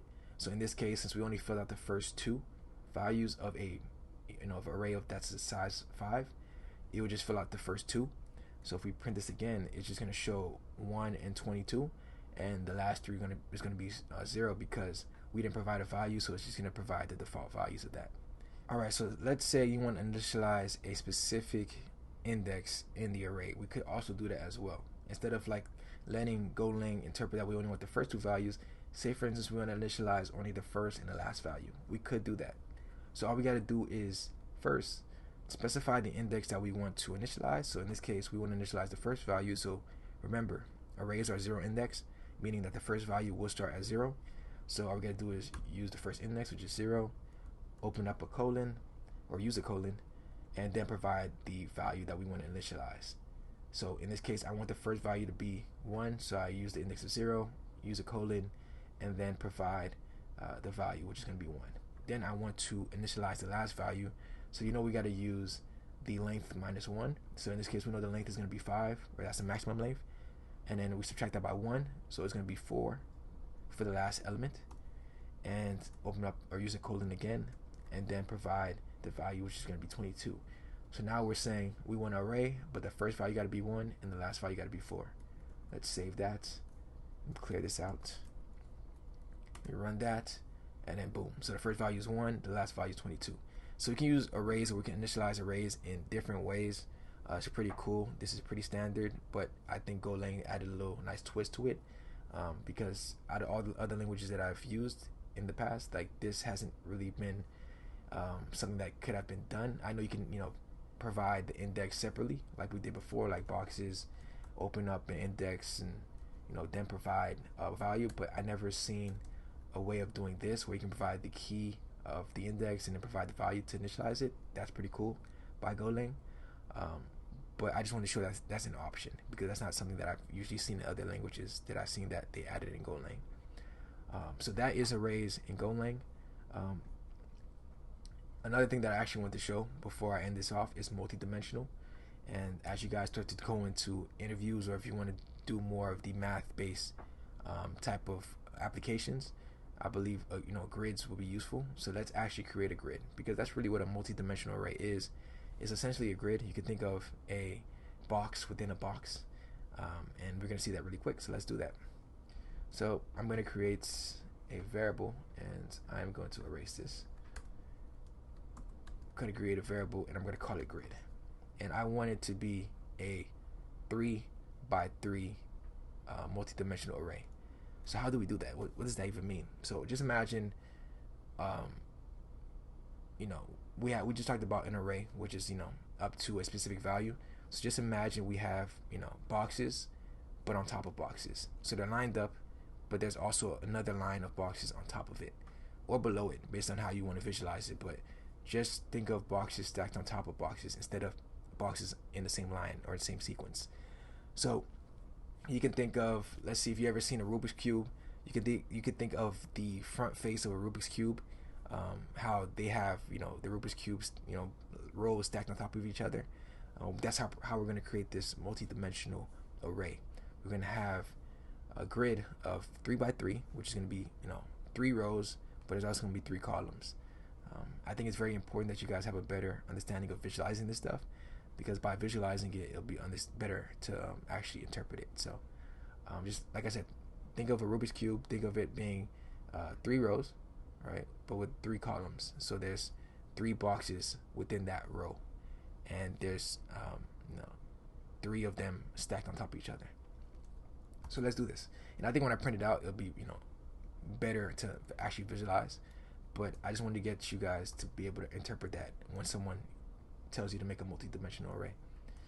So let's make a 3 by 3 grid, and it's going to be of type int. So this is the variable that's going to hold it. I call it grid, but it's declared but not used. So let's actually use it. And then we're going to make it equal to a 3 by 3 int, and we're actually going to initialize it this time.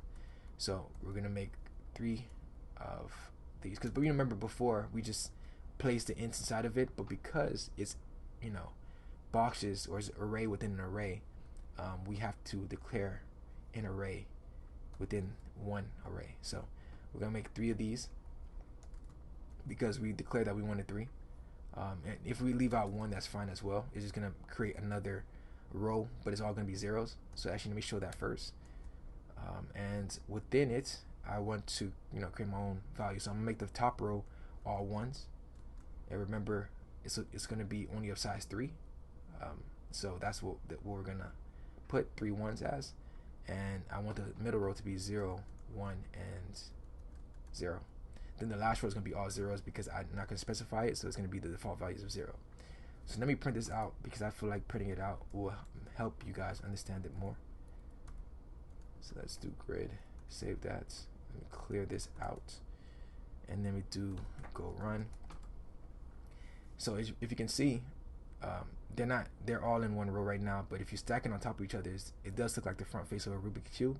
It does look like a grid, and you see that the first row is all 1s, and then the second row is 0, 1, 0, and then, like I said, we didn't provide a value for the last row, so it's all zeros, and they're all 3 by 3. We got 3 rows and we got 3 columns, and this first bracket specifies the rows, and this last bracket specifies the column. So if we wanted to retrieve something with this grid, so say for instance we wanted to retrieve the first row, all we got to do is use the variable, open up a bracket, and then it's still 0 index. So if we want to grab the first row, which is this, we still have to use 0. It's not 1, it's 0, because that's going to be the first row. And let me print that out so you can see that it's grabbing the first row. But say for instance we want to grab this middle 1, so we got to go to the first row, but we got to go to the middle column, right? So because we know the length of the grid is 3 for the columns, all we got to get the middle row, all we got to do is get the minimum value of that of that column. So you know that it's gonna be 3 minus 1 to get the last element. If it's out of 2, then that means the middle element is gonna be 1. So there's 0, 1, and 2. The middle is gonna be 1. So that's how we get this middle value. So we're gonna get the first row and we're gonna get the middle value, which in this case the index of the middle value is 1. So let's open up another pair of brackets and then use 1. I'm gonna print that out, and boom, we grab 1. We want to grab the last elements. We know that the max value is 3, so 3 minus 1 is going to be 2. So run that again, it's still going to be 1. Now if we want to grab the last row, all right, and get the first value in the last row, we just do 2 and grab the last column, use 0, and then run that again. Let me clear that out and run it again. It's going to be 0 because all the values on the last row is 0. So I would just recommend that you create your own grid, you mess around with the indexes, Make sure you know that you don't go out of the bounds of the indexes, and you just mess around with the rows and columns. I know that terminology kind of messed me up when I first started programming, rows and columns. But all you got to do is you can think of a chessboard, you can think of a Rubik's Cube, anything that has rows and columns, and just try to visualize it in a grid. And you can even go by the rows and columns of whatever you're using. So say for instance you're using a chessboard. If a chessboard has 10 rows, just make a grid of 10 rows. And I'm not sure how many columns a chessboard has as well, but you can also use 8s or whatever, and just mess around with that. And you would also have to use 10 and 8 here when actually initializing it. And then you can mess around with the values here, and try to retrieve them from the grid. So it's just really playing around with it and finding use cases, because I know there's many use cases, especially when it comes to coding interviews for these multidimensional arrays. So I would say play around with it and try to get a better understanding. So that is a multidimensional array in Golang, and that's also arrays in Golang. If you have any questions, just let me know. So in the previous tutorial, we talked about arrays, and arrays are just a sequence of data that we can store in a single variable, and how we can set a specific size based on how much information actually can be stored in that variable. But I also talked about another structure that we can use that is similar to an array, called a slice. Now there is a difference, and the difference is why slices are usually more popular to use than arrays. Now the difference between a slice and array is that slices doesn't have a specific limit. They can shrink and grow based on your needs. We know how arrays, once we create an array, there's a specific limit. So in the previous tutorial we used array called boxes, and that had a limit of 10. If we went over 10, it would get really mad, and it would let you know that you can't go over that specific amount. But with slices, we can go beyond that. It grows and shrinks based on what we need, and that's what makes it so popular to use in Go. Because usually when you're using an application, sometimes you may not know the amount of stuff that you may enter into a structure like an array. And if you don't know the amounts, you don't know your limits, and if you don't know your limits, then it's kind of hard to play with arrays, because it gets mad when you go over the limit. So that's why slices are so popular. So let's figure out how we can create a slice and how to use a slice. So to initialize a slice, all we got to do is we're just going to create a slice called S, right? And we're going to let them infer what this is going to be. So I use a colon and equal, open up brackets, specify a type. So I'm going to specify it as an int, and open up some curly braces. This is how you create or how you initialize a slice. Before, we would have to specify the amounts. So we would have to use like 5 or 10 or whatever before we use 10. But for a slice, we don't have to specify the amount, because it grows and shrinks based on our needs. Now, how exactly do we add to this slice? Well, first we can, provide some initial values. So if we wanted to, add some ints, we could. And I can print this out. You guys can see how it looks like. So let me just print out S. Go run. And now we can see that, we created a slice for 1, 2, and 4. So it looks just like an array, because a slice is literally built on top of an array, but now we have the ability to use it without setting a limit. So we initialized a slice with 3 values, and we can still get the length if we needed to. So right now we know that the length is 3 because there's 3 things inside of it. But another cool thing about a slice is that there's a thing called capacity, or in this case, instead of it being len, it'll be capped for capacity. Now what capacity does, it returns the capacity of the slice, the number of elements the slice can grow or shrink to. So let's run this, and in this case there's 3 things in the slice, so the amount that the elements can shrink or grow to is 3. Now if we remove 1, then it'll be 2, because there's only 2 things in the slice. Now usually capacity and length intertwine, but later on in the video we'll see how we can set a specific capacity for a slice. So that's the difference between another difference between an array and a slice. It also comes with another function called capacity that we can use to check the number of elements that the slice can grow to or shrink to. We can also create a slice from an array. So let's bring back boxes, and I'm gonna let it infer the type. So we're gonna create one, and we're gonna make boxes of size 5. We're also gonna make this an int, and I'm just gonna do 1, 2, 3, 4, and 5. Right.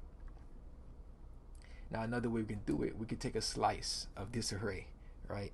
So what we can do to get a slice of this array, meaning we'll just take a piece from this array. So say for instance we just want 1, 2, and 3.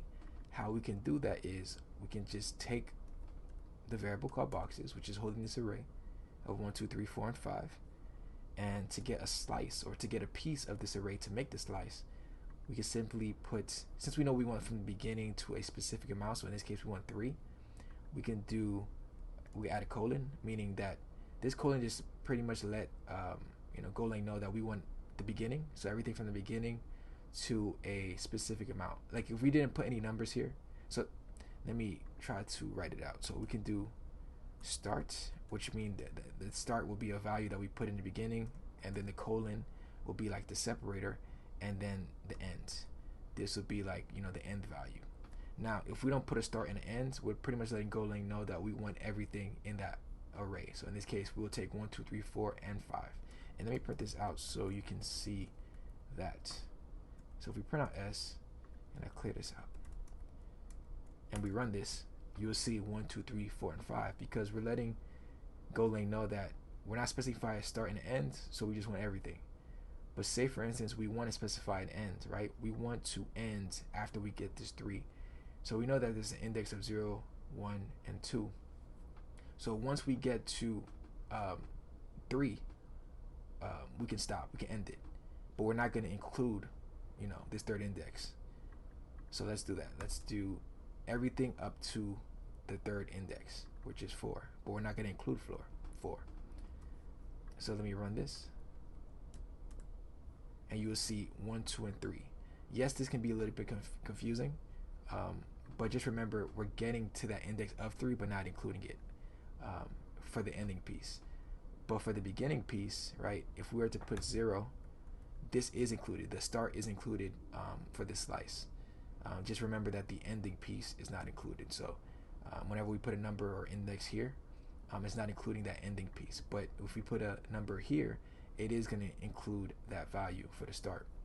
So we can run this again. It should print out the same result. So it's still going to print out 1, 2, and 3. And if we just want 2 and 3, we can just do from index 1, which is 2, up to the index of 3, but not including the index of 3. So let's print that out, and it's just gonna show 2 and 3. And we can also remove the ending index, and it will go from index of 1 to the end. So we know that the last index is 5, so we can just save this and print it out. So it should do from 2 to 5. So yeah, you can see it's 2, 3, 4, and 5, but it's not including the index of 0. So because we are specified that we want to start from the index of 1. So yeah, this is powerful, because we could just take bits and pieces of an array that's already created and create a slice out of it, and we can continue to expound or grow upon that slice that we created. And how exactly do we do that? How exactly do we add on to a slice that we created?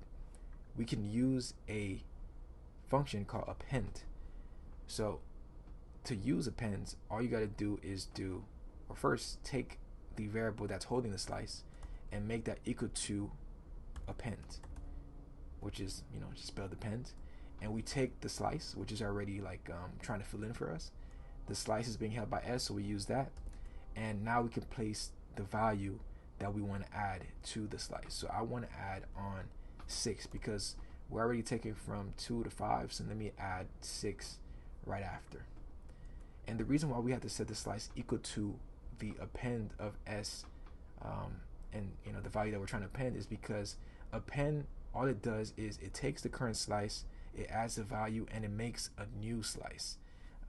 So you can, even if you have VS Code, you can actually hover over this and see the explanation. So it says, if it does not, or actually right here it says, append returns the updated slice. It is therefore necessary to store the result of the append, often in a variable holding the slice itself. So we're doing exactly that. We're taking s, which is holding the current slice. We're using the append function, which is just going to return this slice that we had before, but the value that we're trying to insert into the slice. And that's going to be technically a new slice, but we're just going to set it equal to what was holding the old slice. So after we do that, and let me just print out both cases. So I just put one right before the append and clear this out. If we run this, we should see initially 2, 3, 4, and 5, but after we do the append and we set it back to the variable that's holding s, you're going to see that 6 is added as well. Now, when using append, you're not restricted to just inserting one value into the slice. We can continue to add values using the same append function. So say for instance we wanted to add 7, all we got to do is add a comma and add in the additional value that we want to append into the slice. And you can see here what slice takes in is, what the append function takes in is a slice, but it also just take in a series of elements. So we're not restricted to just one. We can add in as many as we need, as long as it's matching the type of the slice. So if we want to add up into 10, we could do that. And I can print this out to prove it. So you can see before it was just printing out 6, but now it's printing out up to 10 because we are adding or appending those additional values using the same append function. So that's how you use the append function, and that's how you add on values to a slice in Go. So I want to show one more way how we can create a slice in Go. So let's do that really quick. Let me erase all of this. And I want to create, or I want to use a function called make. And let me just write this out in a comment really quick.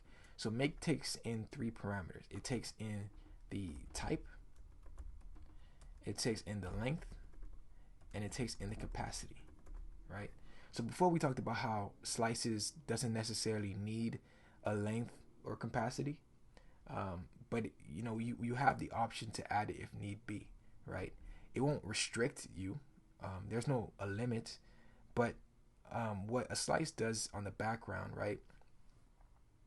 What a slice does is, as you add a value to a slice, right, the runtime doubles the capacity every time it exceeds a capacity.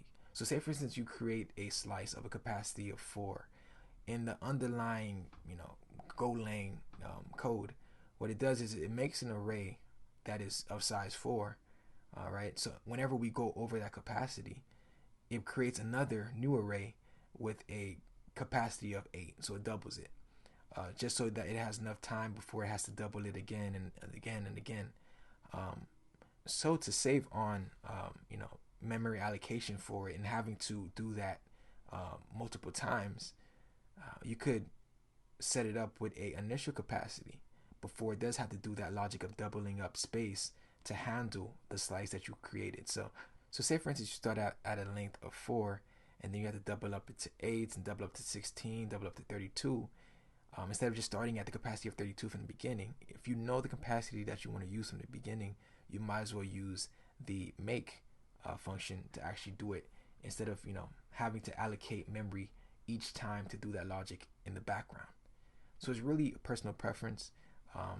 It's relatively fast for smaller you know, slices, but if you're messing around with big, huge slices at the for your application, then this is something that you can look into when creating a slice. But let me show you how it's done. Let's do a make. So all you got to do is get the variable that you want to store the slice in. So I'm just going to call this s again. I'm going to let Golang infer it. Use the make, and I'm going to pass in the type of the slice that I want. So just open up some brackets. I want it to be of type of int, and let me just give it a length, and we should be good to go. Now it's just showing s because we're not doing anything with it, but if I print it out, we should just see an empty slice of zeros. Let's print that out. And let me clear this out. Go run. Boom. Because we set the limit, we set the length, but we could also set the capacity if needed. So say for instance, we know that we can store up to 10, we can do that. But we know the length is going to be 5. But the capacity is that if we ever get to 10, then that means we have to double up the memory allocation. So now we have to set up a capacity of 20 of what the slice can actually increase to before we have to double up the space again in memory. But this is another way we can make a slice, and we can still do the same logic. If we want to retrieve something, just use the index. So if we want to grab 0, or even if we want to set a value, we can do that. Set it to 12. We can still do the append if we want to.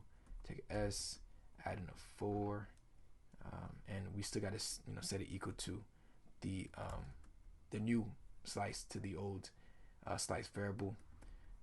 And if we print this out, and then just print out everything to show that everything took into effect, run it, we can see that 12 is at the beginning as we set the index of 0 to 12, and we also appended 4 at the end to that. So yeah, and it's, as you can see, like, we're not limited just because we put 5. We're not limited to using just 5. It's just setting the initial amount to 5. The capacity is 10. So once you get past that 10 threshold, we'll just double up, or Golang will do its magic on the inside to double up the capacity in memory for it. But like I said, if you have a huge application and you know the capacity, then it's better to set up initial capacity at first, so that Golang doesn't have to set up a huge amount of allocation each time to create a capacity for your slice. So like I said, it's things to think about, and you can see how powerful slices are. I would play around with this, but yeah, and even if you want to print out the capacity, you can do that too. Like I said, just use the cap and print out that the capacity of S. We can print out the capacity of, or the length of S, and do that with the len,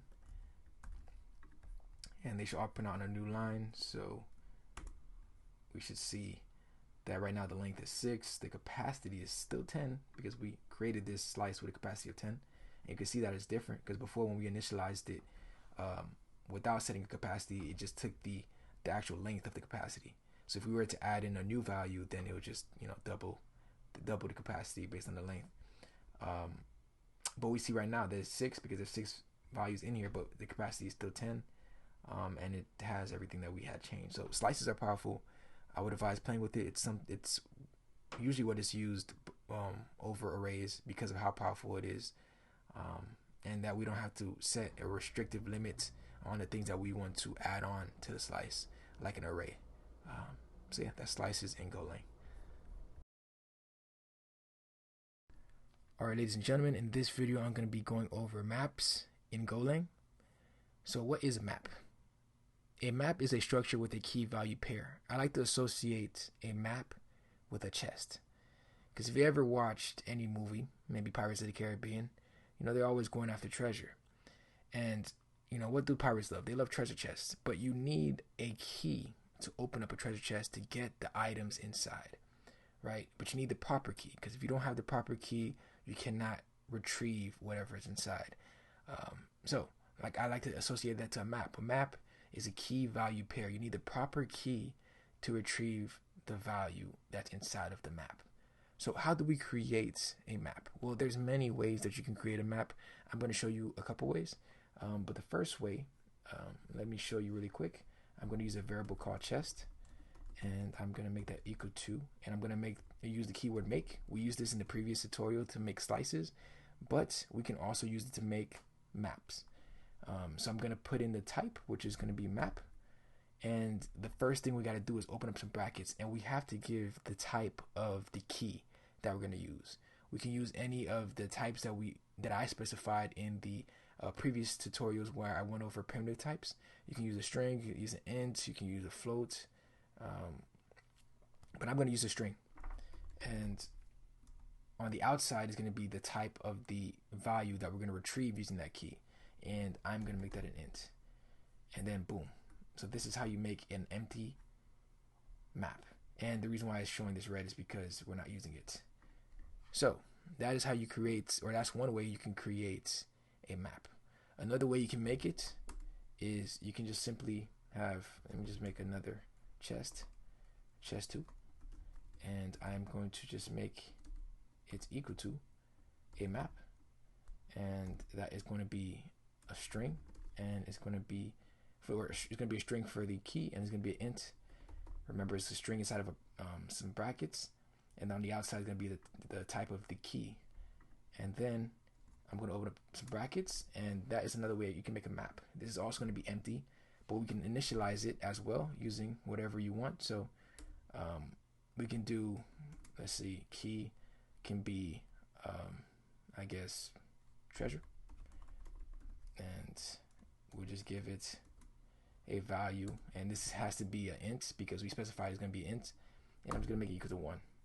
Now it's only showing red here because we're not actually using it, and I forgot to put a colon here, but we're not actually using it. But we can print this out, and so I can show what exactly is in these maps. So we have an empty map, and we have another map that has a key of treasure, which we specified is going to be a string right here. So I put it as a string, and the value is going to be an int. Meaning when we use this key of treasure, we're going to get this value of 1. So let me print it out so you can see how exactly it is formatted. So I'm going to print out chest, and I'm going to print out chest number 2. If I can type properly, chest 2, save this, and then I'm going to do go run. Ooh, I forgot to, let me see, go run dot. Let me clear this out just so I can make it a little bit. So just do go run dot, and then boom. So the first one we see an empty map, right? And then in the second one we see the key and the value. We see treasure and we see 1. Now, since we have nothing in the first chest, there's nothing that we can actually retrieve, but there is something that we can retrieve inside of the second chest. So how exactly do we retrieve it? Like I said, we provided a key and we provided a value. And it's just like a treasure chest. When we use the proper key on the proper chest, we're able to get whatever is inside. So for chest number 2, if I just open up some brackets and I use the key that I used in the map, I should be able to retrieve the value. So I use treasure as the key. So I should get whatever is stored using that key. Run it again. And you should see 1. Still an empty chest, still an empty map for the first one, but it is 1 for retrieving for the chest number 2. Now we can also add data, right? So before I initialized it with some data, but if we started with no data, we can also add data. So all we got to do is use the variable name, which is chest, open up some brackets, and since we said that we want to use a string for the key, we have to use a string. So let me put prize for this key, but I have to open up some brackets, use the string inside of it, and I'm going to assign, using the equal sign, I'm going to assign it a value of, let's say 100. You get $100 or 100 pesos, 100 whatever inside of this chest. And now if I print both of them again, and let me clear this out, go run, and now you'll see inside of the map there is a key of prize and a value of 100. So that is how you add values to the map. All you have to do is use the proper key type, which is prize, inside of some brackets, and make that equal to or assign it a value. And right here the type is int, so I have to assign it to int. If I try to use another type, it's gonna get mad. But if I use the proper type, then we're good to go. And we can see whatever's inside of it by printing it, or we can try to retrieve it by opening up the brackets again and providing the key, right? Because we're not assigning, we're retrieving, so we don't have to use the equal, we just retrieve the value using the key. Now let's say we want to delete a value. Say for instance we want to reset the treasure chest. We don't want that value to be inside of the map anymore. We have another key word, and that is called delete. All right, and delete, all we got to do is, if you see right here, look how nice VS Code is. They actually provide some information. So if you provide the map and you provide the key that you want to delete, then you delete that specific key inside of the map. So let's use chest number 2, and let's delete the treasure, because there's only one inside of it, so it's not really much to offer. So let's delete that key, and let me print it out right after so I can show that it is gone. So chest 2, and let me clear this out and go run. So before we saw prize 100 because we assigned prize to 100 for the first chest. We print that out. Then the second chest, we already initialized it with treasure once we created it. So we try to retrieve it and we got it, which is 1. But now after we delete it and we print out chest number 2 again, we see that it is gone because we deleted it. So that is how you can delete a key from a map. All you got to do is provide the delete keyword function, provide the map, the variable that's holding the map, and the key that you want to delete. Now, what if you want to check if a key is actually in the map, right? Because retrieving something or retrieving a key that's not there could cause problems, right? Especially in an application where you expect something to be there but it's not. In Golang, there is a way to check if a key is there. So what we would have to do is, first, when we're trying to retrieve the value, all right, we can store that value into a variable. I'm going to call this variable, let's call it val. And I'm going to put a comma here, and I am going to use a variable called OK, right? This OK is going to be used to store a Boolean to check whether or not a key is in the map. If it is, then it's going to return true. This OK is going to be true. If it is not, then it's going to be false, meaning that it's not in the map. So we're going to set that equal to whatever we're trying to retrieve. So let's do chest 2, and let's try to retrieve treasure, because we just deleted it above, so it shouldn't be there. We shouldn't expect to see it. And let me do fmt println. Right, well, let me do format so I can print out both of them properly. So let me see, the value is, and we should expect to see an int if it is there. So I'm gonna put a format for an int, and comma is okay, the value is there, and then I'm just gonna place, I believe for Boolean is t, so let me just do val and OK.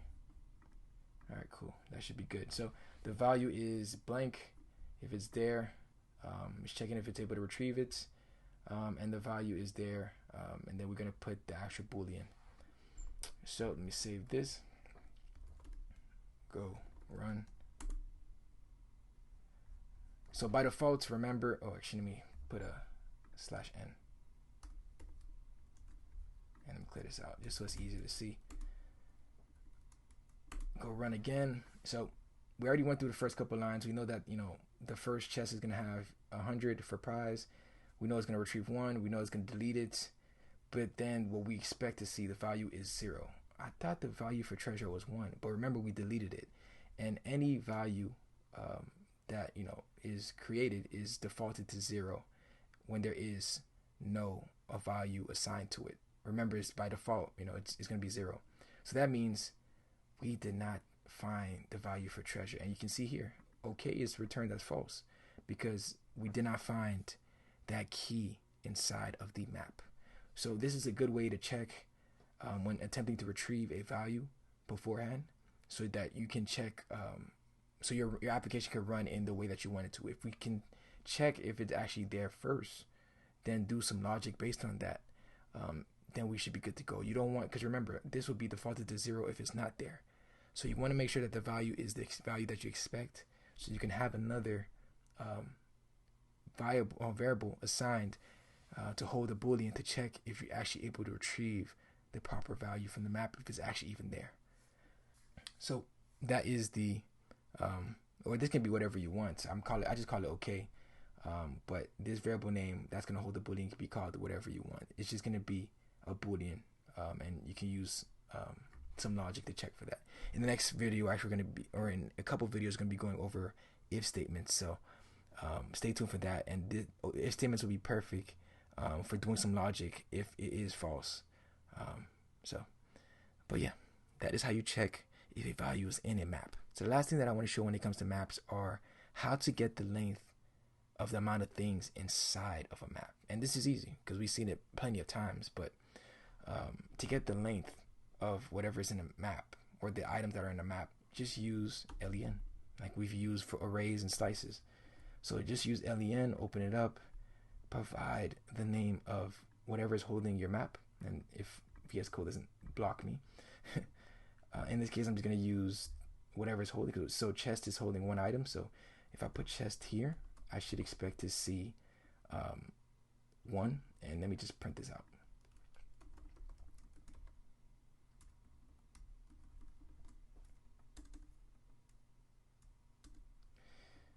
And actually took the length away. And let me do the length is, then I'll do format instead. Actually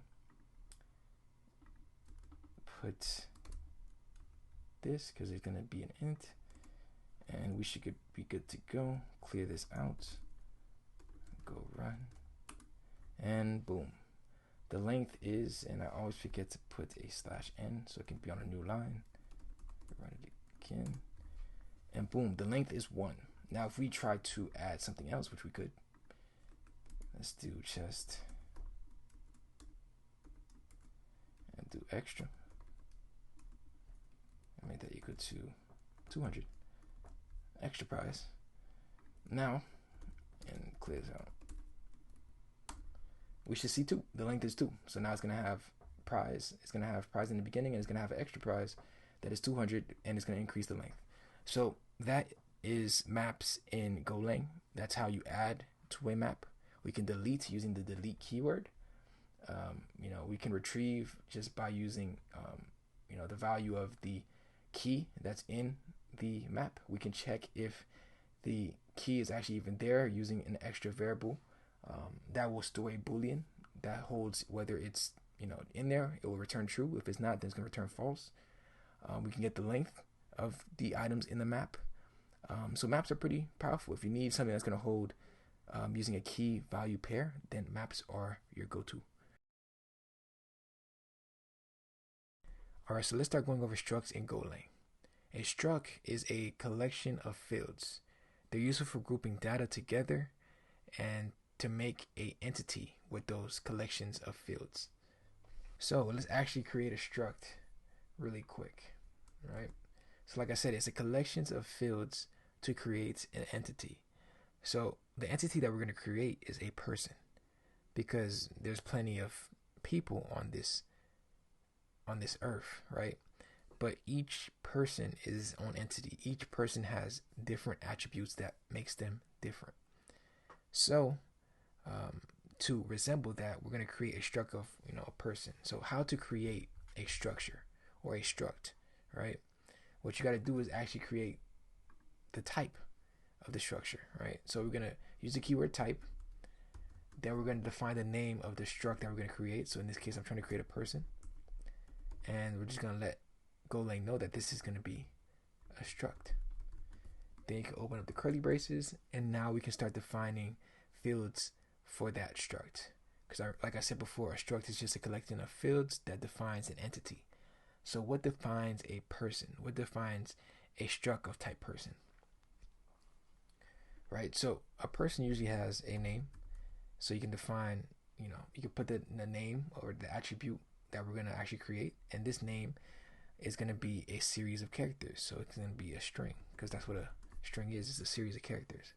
Usually a person has an age. So to create another collection, we just, go on to the next line and define the next attribute, which is going to be age. And usually age is going to be an int, 1, 2, 3, 4, 5, up to whatever. And let's see, what's another thing? Let's put weight. And this is going to be of type float. And we're going to make this 32. Because I would assume that, the highest somebody weighs right now is probably like 1,000 pounds maybe.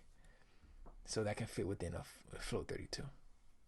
So this is how you create a struct, right? This is the entity that defines a person. So like I said, Earth has so many different type of people, right? It's a collection of people, and what makes them different are the attributes that defines a specific person. We created the entity, which is this type of person struct, which holds the name, age, and weight of a specific person. But how exactly do we use the struct? We have the entity, we have the way that it's going to be structured, but now let's actually use that structure to define a name, age, and weight for a specific person, because everybody's different in some type of way. So let's create a variable, and I'm going to call it person1. And then I'm going to use the colon equal, let it infer the type. And what we're going to create right now is a person, right? So to use this entity that we just defined, right?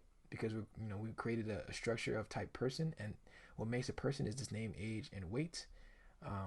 But everybody doesn't have the same age, name, and weight, so we can define that, and we can have a variable hold that entity with the actual data inside of it. So first, to use it, let's open up person. Let's open up these braces, and let's actually start defining the attributes for that specific person. So for name, I am going to use Bobby.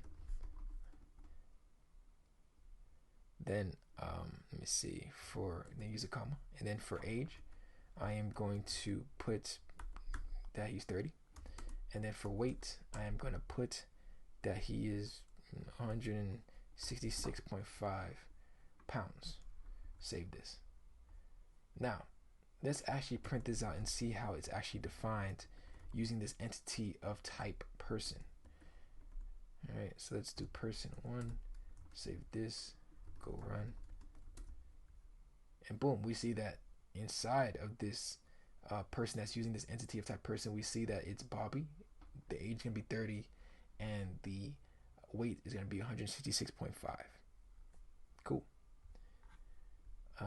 And I mean, even for this person, we can even define another attribute if we want to. Like, let's say for instance you have friends. We can even define that it's going to be a string, an array of strings, right? And we can do that. Now for this array of strings, all we got to do is define friends. And now all we got to do is define that we're going to have an array of strings, and let's put that Geo is one of his friends, and let's print that out. And boom, now we see that we have an additional attribute, and it's going to be an array with the name Geo inside of it.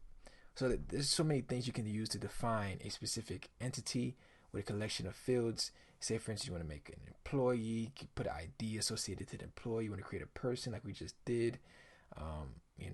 Maybe you want to create like a house structure, like the type of house. Like, there's so many things you can do. But if you want to create an entity with specific attributes, but you're going to use it many times to define different unique people with different unique items that's going to use the same attributes, you can define a structure to start adding in that data, so that they can be in a collection together. Now, if you ever came from object-oriented programming like Java, Go is not an object-oriented programming language. So this kind of reminds us of classes if you did do object-oriented programming. But it is not an object-oriented programming language. But this is a way that you can kind of replicate a class if you do have experience with it. Now, how do we retrieve, these attributes that we created one by one. Maybe we don't want to just print out everything at once. We just want to print out one thing that we need. You could use dot notation. So dot notation is literally, you take the variable that's holding the struct or the entity, and you take the variable and just use dot right after it. And you can see that VS Code is already showing the attributes that are already attached to this entity, and you can get whatever attribute that you want. So in this case, maybe I just want the name, right? So if let me just create a let me actually take this out, put it on its own line, FMT, and then use print format, and let me just create a little dialogue. So the name is going to be this, and then I'm going to do person1 dot name, and I'm going to put on a new line, and then just copy and paste a couple of these, and I'm going to do age, weight, and we'll do, it's going to be a number, so we'll just do that, age, and then weights is also going to be that, so we're going to do weight. Oops, probably used the wrong format. I believe it's F for this one because it's a float. So let me just save that and clear this, go run, and boom. So we're able to retrieve it using dot notation. So if you want a specific attribute field, you just use the dot with the variable that's holding the entity, and you can see we retrieve the name by using person because it's holding this person entity. So we use person1 dot name to retrieve this name, age, weight, and it'll be the same thing if you want to retrieve friends. So that is how you retrieve fields from a entity. So we created this type of person, and it had various fields such as string, int, float, strings, or array of strings. But we're not restricted to just that. We can actually even embed other structs inside of a struct. So let's actually do that. So we have this person, but this person is not, just a person. He also has a job, or he or she also has a job. So let's do that. Let's do career. Let's do a type career, and let's make that a struct, and let's do EID to define that this person has an ID, employee ID, and let's say job name, right? And this is going to be a string. And then I'm going to put a role that's also going to be a string. Now, to embed this, this struct that we just defined into another struct, all we have to do is define it as a field in the entity. So all we got to do is put career, and we want it to be a type career, and that's it. Now, how do we actually define values inside of this person for this internal struct, this embedded struct? Well, it's going to be pretty much the same process. All we got to do is create a person and open up an entity, and let's do name, and that is going to be geo, and then age. Let's make it 40.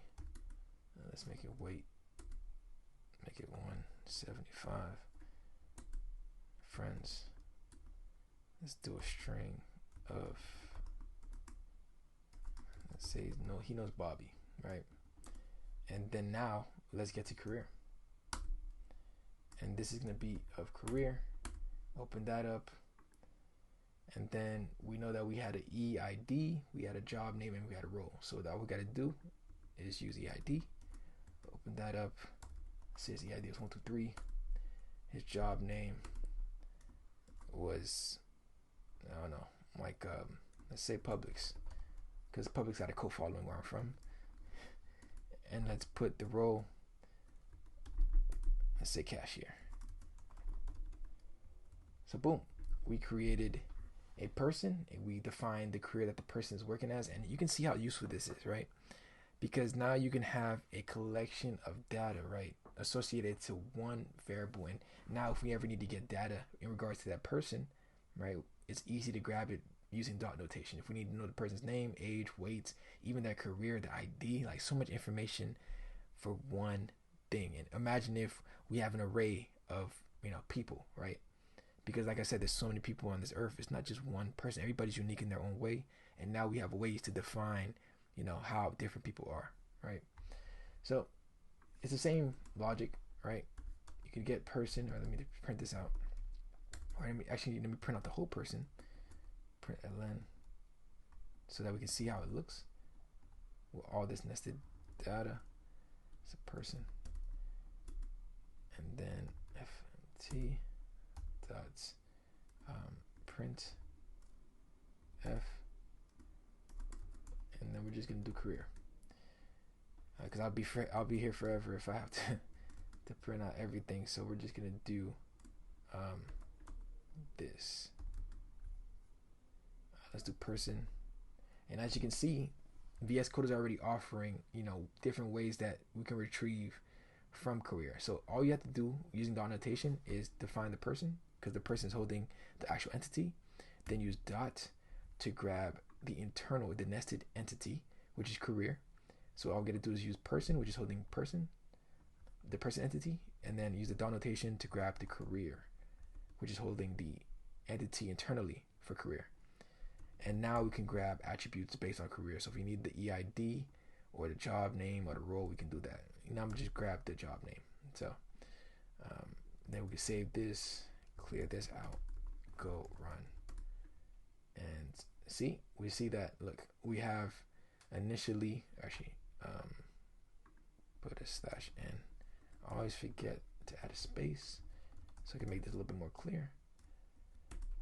So initially we see, the name, age, and weight that we define for the person, but even we can see the nested entity for career internally within its own self.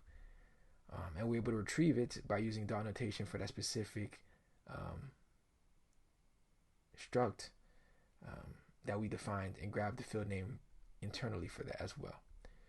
So then we're able to print out the actual career name or the job name for that specific person. So cool. And if we actually just wanted to print out career, we could. Let me just do print ln here, so I can print on this own line.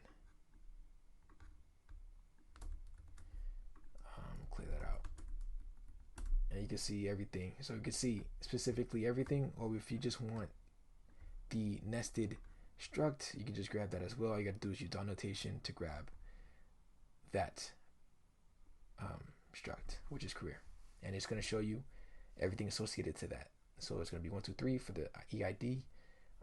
Job name is going to be what we have as Publix, and then cashier for the role. So this is very useful, and we don't even have to define everything here. If we just wanted to erase it, we could do that, and we just want to use dot notation to define everything, which we could do that. So let me just erase everything here. So by default everything's going to be 0, but we can also do it like this: person dot age is equal to, let's say 50.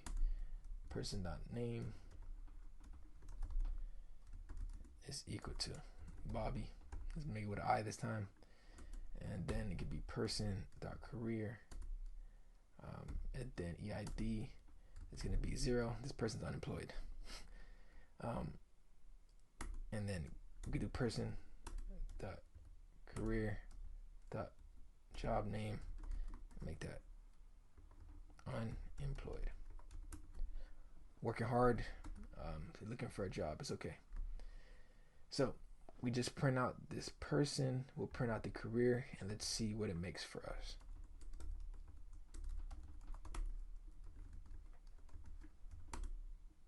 Boom. So we see that, look, Bobby is going to be, the name is going to be Bobby, the age is going to be 50. We didn't define the age, we didn't define, or the weight, and we didn't define friends, so it's going to be 0 for that, and it's going to be an empty string for friends, or empty array of strings for friends. and we define the EID is 0 for a career. We define the job name as unemployed, and we see that the role is just going to be an empty string, so it didn't appear here. So there's different ways you can define these structs and define these entities and give it data. But yeah, these are useful, especially when you start getting into APIs and defining entities that you expect to retrieve from a request. And I'm going to create a separate tutorial for that and how to make an API and Go, and how to define these fields, how to create databases. But this is going to be what you're going to need. So I would play around with this, create your own types of structs, populate the structs with data, create your own entities, and actually, try to output it and do things with different types. It could be strings, it could be ints, it can be creating structs within structs nested. Do that, play around with it, because that's the only way I feel like you will be able to pick it up faster, learn it easier, is by just coding. Hope you guys enjoyed that. If you have any questions, leave it in the comment section. Leave a like if you like it, and yeah, stay tuned for more. Alright, so let's start talking about the if and else statement in Golang. So what is an if and else statement? An if and else statement is used to run code conditionally. Now, that probably sounds confusing if you've never seen or heard about it before, so I think the best thing to do is to actually start coding. So let's actually create an if and else statement. So to actually create one, let's just start with if. We start with the keyword if, which is if. And like I said, it is to run code conditionally. Now, how do we run this code conditionally? It has to be either true or false, right? So if it's true, then we know, or by opening up some curly braces, Golang knows that it has to run whatever is within these curly braces. Whatever code that you put within these curly braces, if this statement is true, it doesn't necessarily have to be like exactly true. We can use conditional operators, we can do comparison, which we'll do in a couple of seconds. But if this statement is true, between this if and this curly braces, it's going to execute the code that you put between these two curly braces. So let me just prove that really quick. Let's do a little print, and I am going to open this up and put I am true. Right? Let me just run this, and boom, it prints out I am true, because of the fact that if it is true, it is going to execute whatever is between these curly braces. Now, if it is false, right, and let me clear this out, and I run it again, it is not going to execute because it's false. If it's false, then it is not going to execute. Only if it is true, it is going to execute, right? But now we have a fallback, right? If it is false, right, and we can't execute this true portion, we can use a fallback such as else to run another separate case of code if this criteria is not passed. So if this criteria is not passed, else we'll run this code. So we know that it was false. So let's do another prompt. I am false. And let's run that again. Boom. It's going to print out I am false because this is automatically set to false, so it would never run this. But it has a fallback of else because, else is going to run this because the above code is false. Now, we learned so many things throughout this Golang tutorial series. We learned about arithmetic operators. We learned about conditional operators. Let's start using some of these things as we have learned in this tutorial series to actually structure a very complex, well, it doesn't have to be complex, but a more complex if and else statement, right? Because this is going to be used a lot when you start building upon your applications that you're going to do in the future. So yeah, let's get started. So we're going to create two variables, right? We're going to say value 1, and we're going to make that equal to, let's say 10, and value 2 is equal to, let's say 20. Actually, no.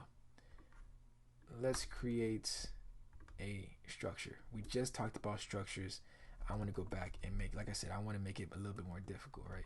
So we created a structure before called person, and we provided it a name, which is a type string, and we did age of int, right? I'm gonna keep it as just those two, and we're gonna create a person one, and that's gonna be equal to a person, that entity that struct that we just created before. We're gonna actually create an entity with data, and we're gonna start setting some names, right?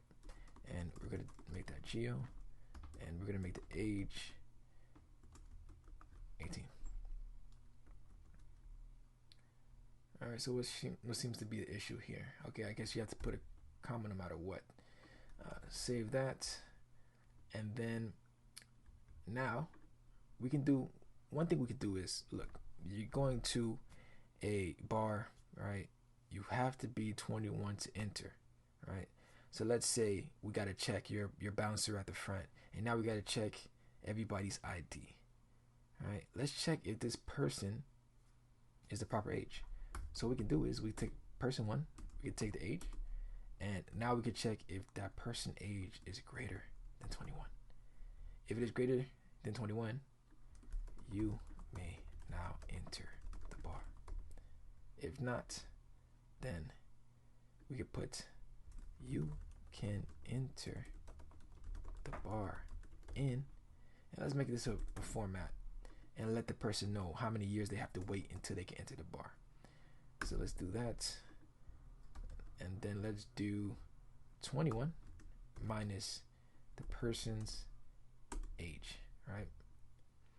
So you know that if it's never going to be, like, if it's greater than 21, that would be a problem, because if it ever gets to this else, if the person's age is greater than 21, that would be a problem, because this will be negative. So this is why it's important to have it in this if, because if it is greater than 21 or greater than or equal to, because it's okay if they're exactly 21, they can enter the bar. If they're less than that, say if they're even like 5, if they're 5 and they try to enter the bar, we know that 21 minus 5 is going to be a positive value. So that works just fine. All right, so let's go ahead and clear this out, and let's run it. And I always forget to put the new line. So we know the person here is 18, so let's see if they get into the bar. Boom. And I forgot to put years. In 3 years. So let's just do that again. Go run. Boom. So you can enter the bar in 3 years. The person's not old enough. They gotta wait. But say for instance we have person number 2. And there's another person. Open that up. Make the name. And it's just my friend Bobby, and he's 22. He's a senior. Comes to the bar all the time. And now we can take person 2, the age. Move this age right here. Let's check if Bobby's old enough to enter. Let's clear this out. Go run. Yeah, you may not enter the bar. Bobby's old enough, but unfortunately, Gio's not old enough. Right, and let's check also, right, if person 1 is equal to person 2. So if we can do that, if, like I said in the struct tutorial, everybody's different, right? So we shouldn't assume that everybody's the same, but we can also do comparison between structs if that, if you do want to check, right?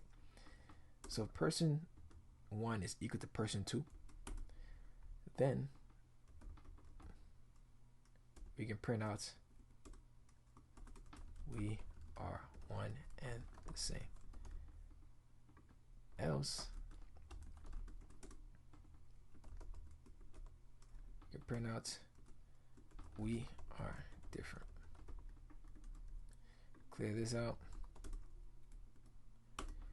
So now we can see that you may not enter the bar for Bobby, and we can see that we are different because these structs are different.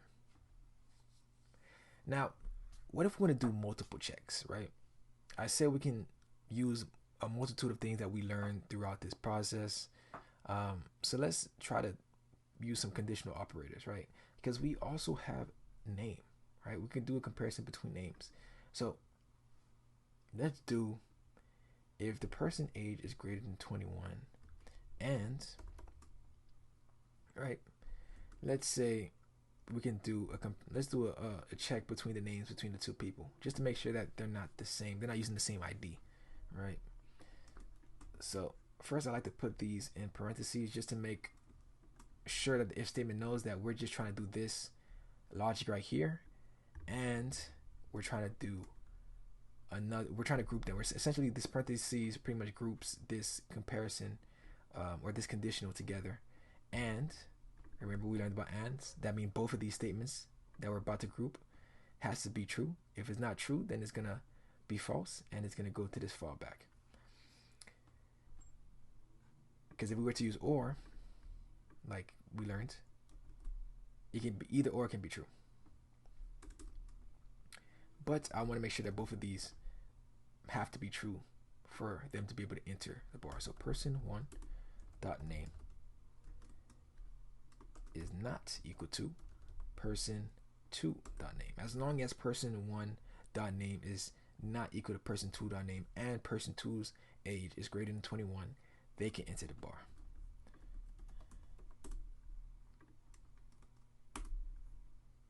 They can enter the bar because Bobby is definitely not equal to Gio. Now, what if I do, say for instance, have the same name, different age? Let's clear this out. Yeah, you get to the bar in 3 years. We got caught, like, right? We have different ages, but for some reason we have the same name and they associate us to be the same somehow. So that is how you can, intertwine conditional operators, some arithmetic into it, do some comparisons of age. It could be less than, greater than, and ors, and there is another branch that we can add to this if and else, which is else if, right? It sits between if and else, right? What if we want to make it a little bit cleaner and check another criteria? We can do that. Else if, open up some braces, and we should be good to go. Now we just have to enter in whatever condition that we want to check. So say for instance we don't want to do this on one line. We can remove this, right? And we can put that here. And now we can have some code run specifically for this case. So let's do fmt println. So say for instance, okay, yeah, this person is greater than 21. Person 2's age is greater than 21. So we can print this out. But say for instance, this is not true, right? We can check another criteria, right? If this is not true, we're gonna check another criteria. If the person's name is not equal to the person's 2 name, then we're gonna print this out. Now, if both of these are false, then we can finally go to the final fallback. So let's do that. And let's make, in this case, I'm just gonna use person name so I know that this fails. Person 1. And then as long as person 1 dot name is not equal to person 2, I change this back to Bobby.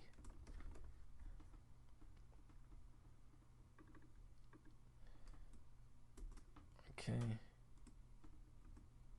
You have a different name. Let me just comment this out. Clear this. Go run. Boom.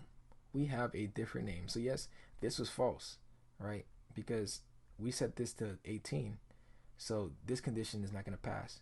But we still had another condition we wanted to check, which is true, right? Because Bobby is not equal to Gio. So this is going to be true. We have a different name. It's going to be printed out. It is never even going to get to this else. So we're pretty much stacking conditions on top of each other to check for different criterias. This is powerful. And we're not just restricted to just using one else if. We can use multiple, right? So if you just want to keep stacking conditions, we could. And it will work as expected, right? So if I want to just, I just have this as true because I don't have any other attributes, but actually no, if person 1 is equal to person 2. Then we can do fmt println we are one and the same. Can I enter? You guys got the same ID. That's not proper. So let me do this. Make this 18. Actually, no. Let me just set person 2 equal to person 1. Right?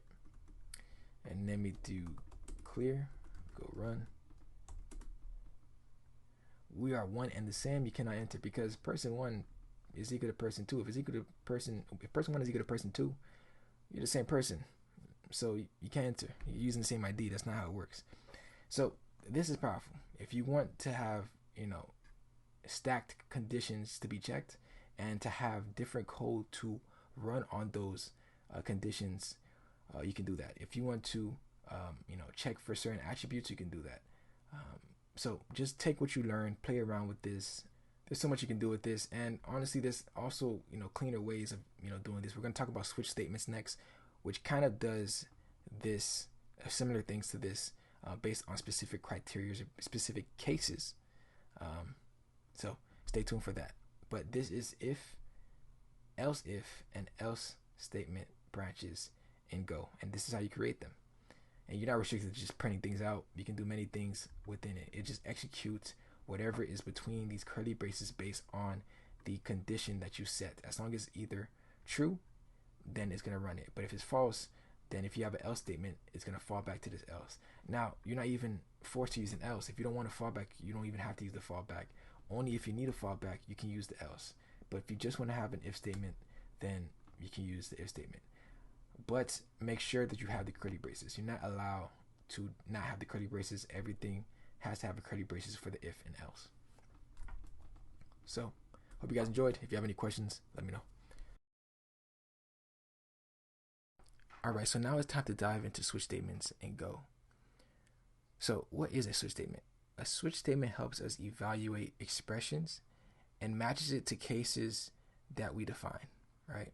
So if it matches the case that we define, we will execute code that we defined beforehand.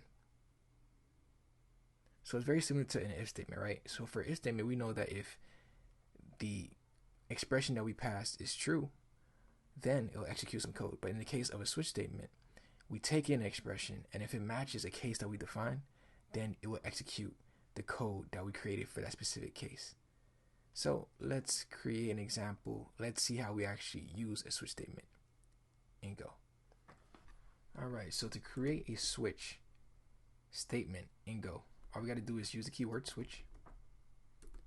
And then we got to define the expression that we're going to pass in and do the checks on if any of the cases matches that specific expression. Now, if it does, then we know that we want to run some code based on whether or not it did match or did not match that case. So what I want to do is, I know that there are 7 days in a week, right? I want to pass in the current day, and if it matches a day, then I want to execute some code based on that. So to retrieve the current day, all we got to do is pass the time, which the time library pretty much comes with ways on retrieving the time. So it could be the day or the dates. All that is within this time library. So let's import that. And if I scroll up, it imports time. And we're going to retrieve now, which, lets it know that we want the current day. And let's retrieve the weekday of the current day.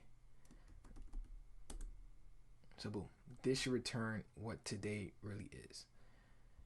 So if it's Monday, Tuesday, Wednesday, exactly. So then we open up some curly braces and we can start defining the cases, right? The case will pretty much say that if it matches, if that expression that we passed in, this expression, matches any of the cases that we define, then we'll execute some code. So case, to define a case, we just use the keyword case within these curly braces.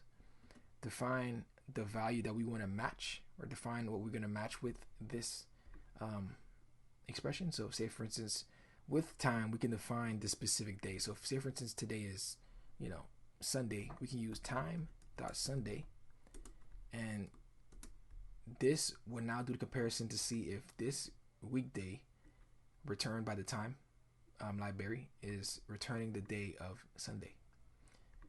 And if it does, then we can print out our FMT println. Open that up. It is Sunday.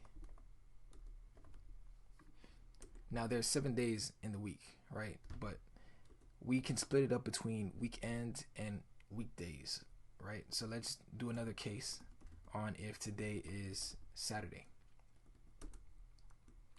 So in the case that this expression right here that's retrieving the current day returns either Sunday or Saturday, all right, we'll do some logic based on that. In this case, I want to print out that it is Saturday.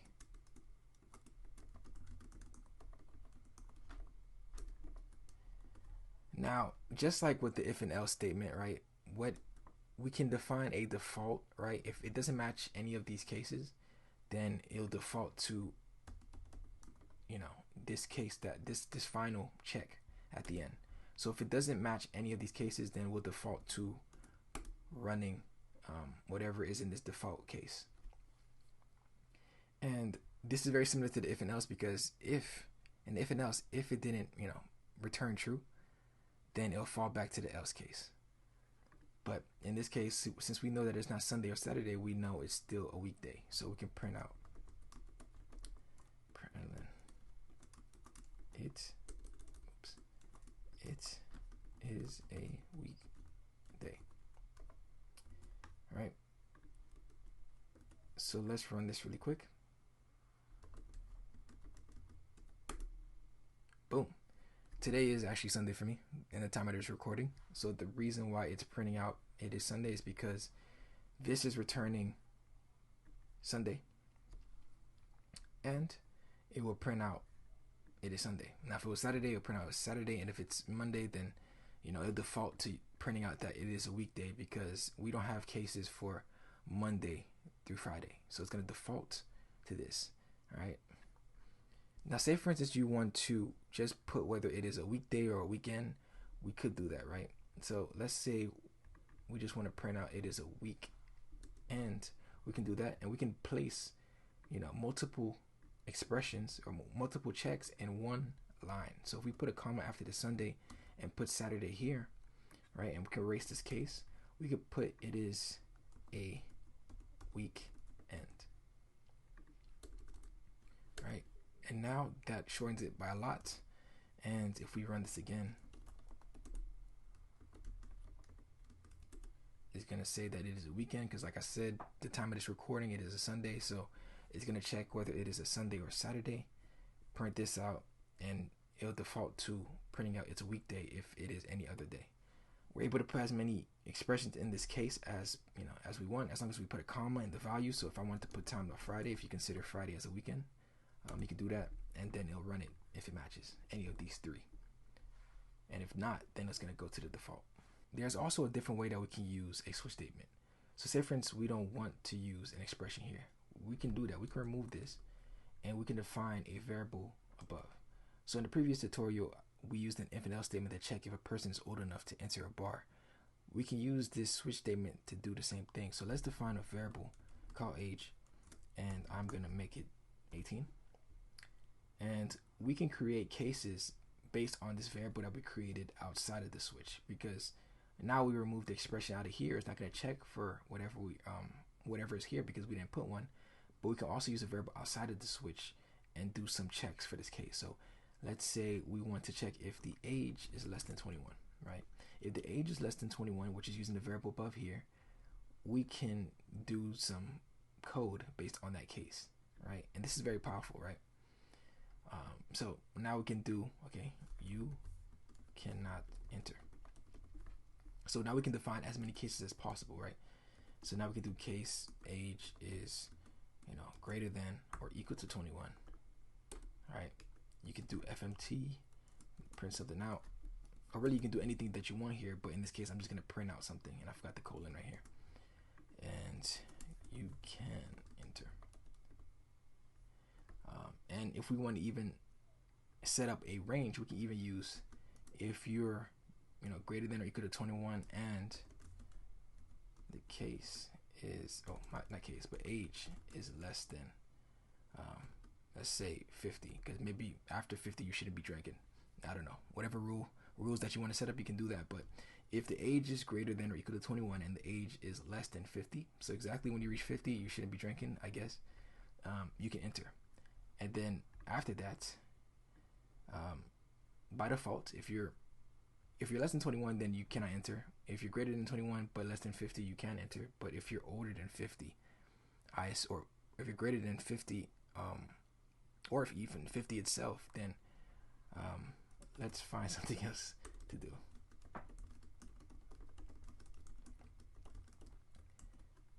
All right, and let's do go run. So you cannot enter. The person's 18, right? But if the person is 21, you can enter. But if you are 50, let's find something else to do, because we're not within the range that, for some reason, this bar is not allowing us to go inside if we're 50 and above, which sucks. So you can see how powerful this is. We can pass an expression if we want to, or we can define a variable and kind of use this as an if statement if need be.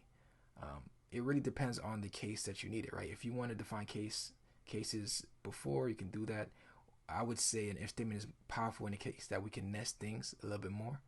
But if you already know that you're going to have, linear cases like this, like checking if it's one thing or another, then I will use a switch statement. If you know you're going to nest some checks, then an if and else statement is probably more powerful, because we're restricted to just using one case, and once it matches that one case, then it'll run something. And I'm pretty sure you can use a switch within another switch, but it kind of get a little bit convoluted compared to using an if and else. So you really it really depends on what you need it for. But in a case like this, it will work. And there is cases where you can have overlapping checks. So let's say the age is, right, let me see, let's say the person is if the person is equal to 21, right? That means they're just able to enter the bar, right? All right, so you can enter welcome for the first time, right? So say for instance, this is both true, right? The person is equal to 21 and the person is greater than or equal to 21, right? But let me clear this out.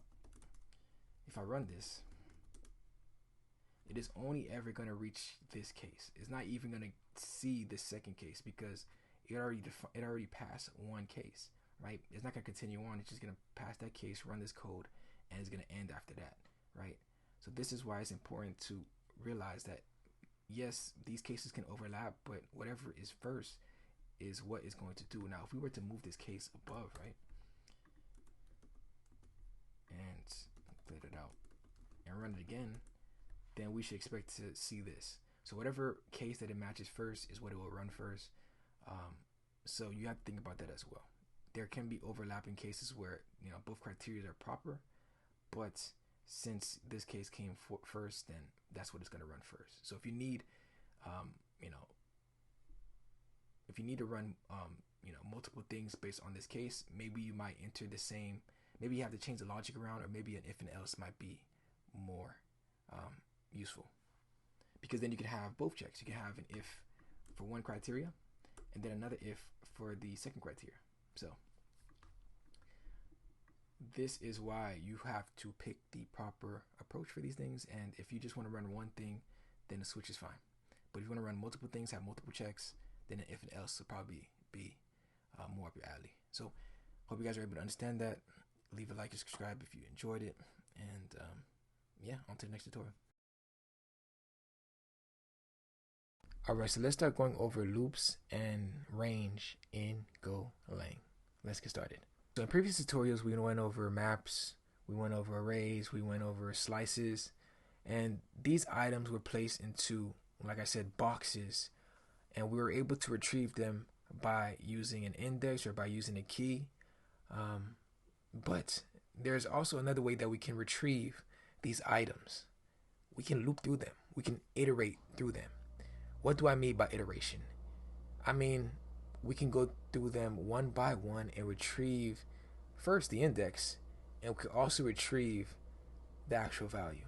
So let's see an example of this.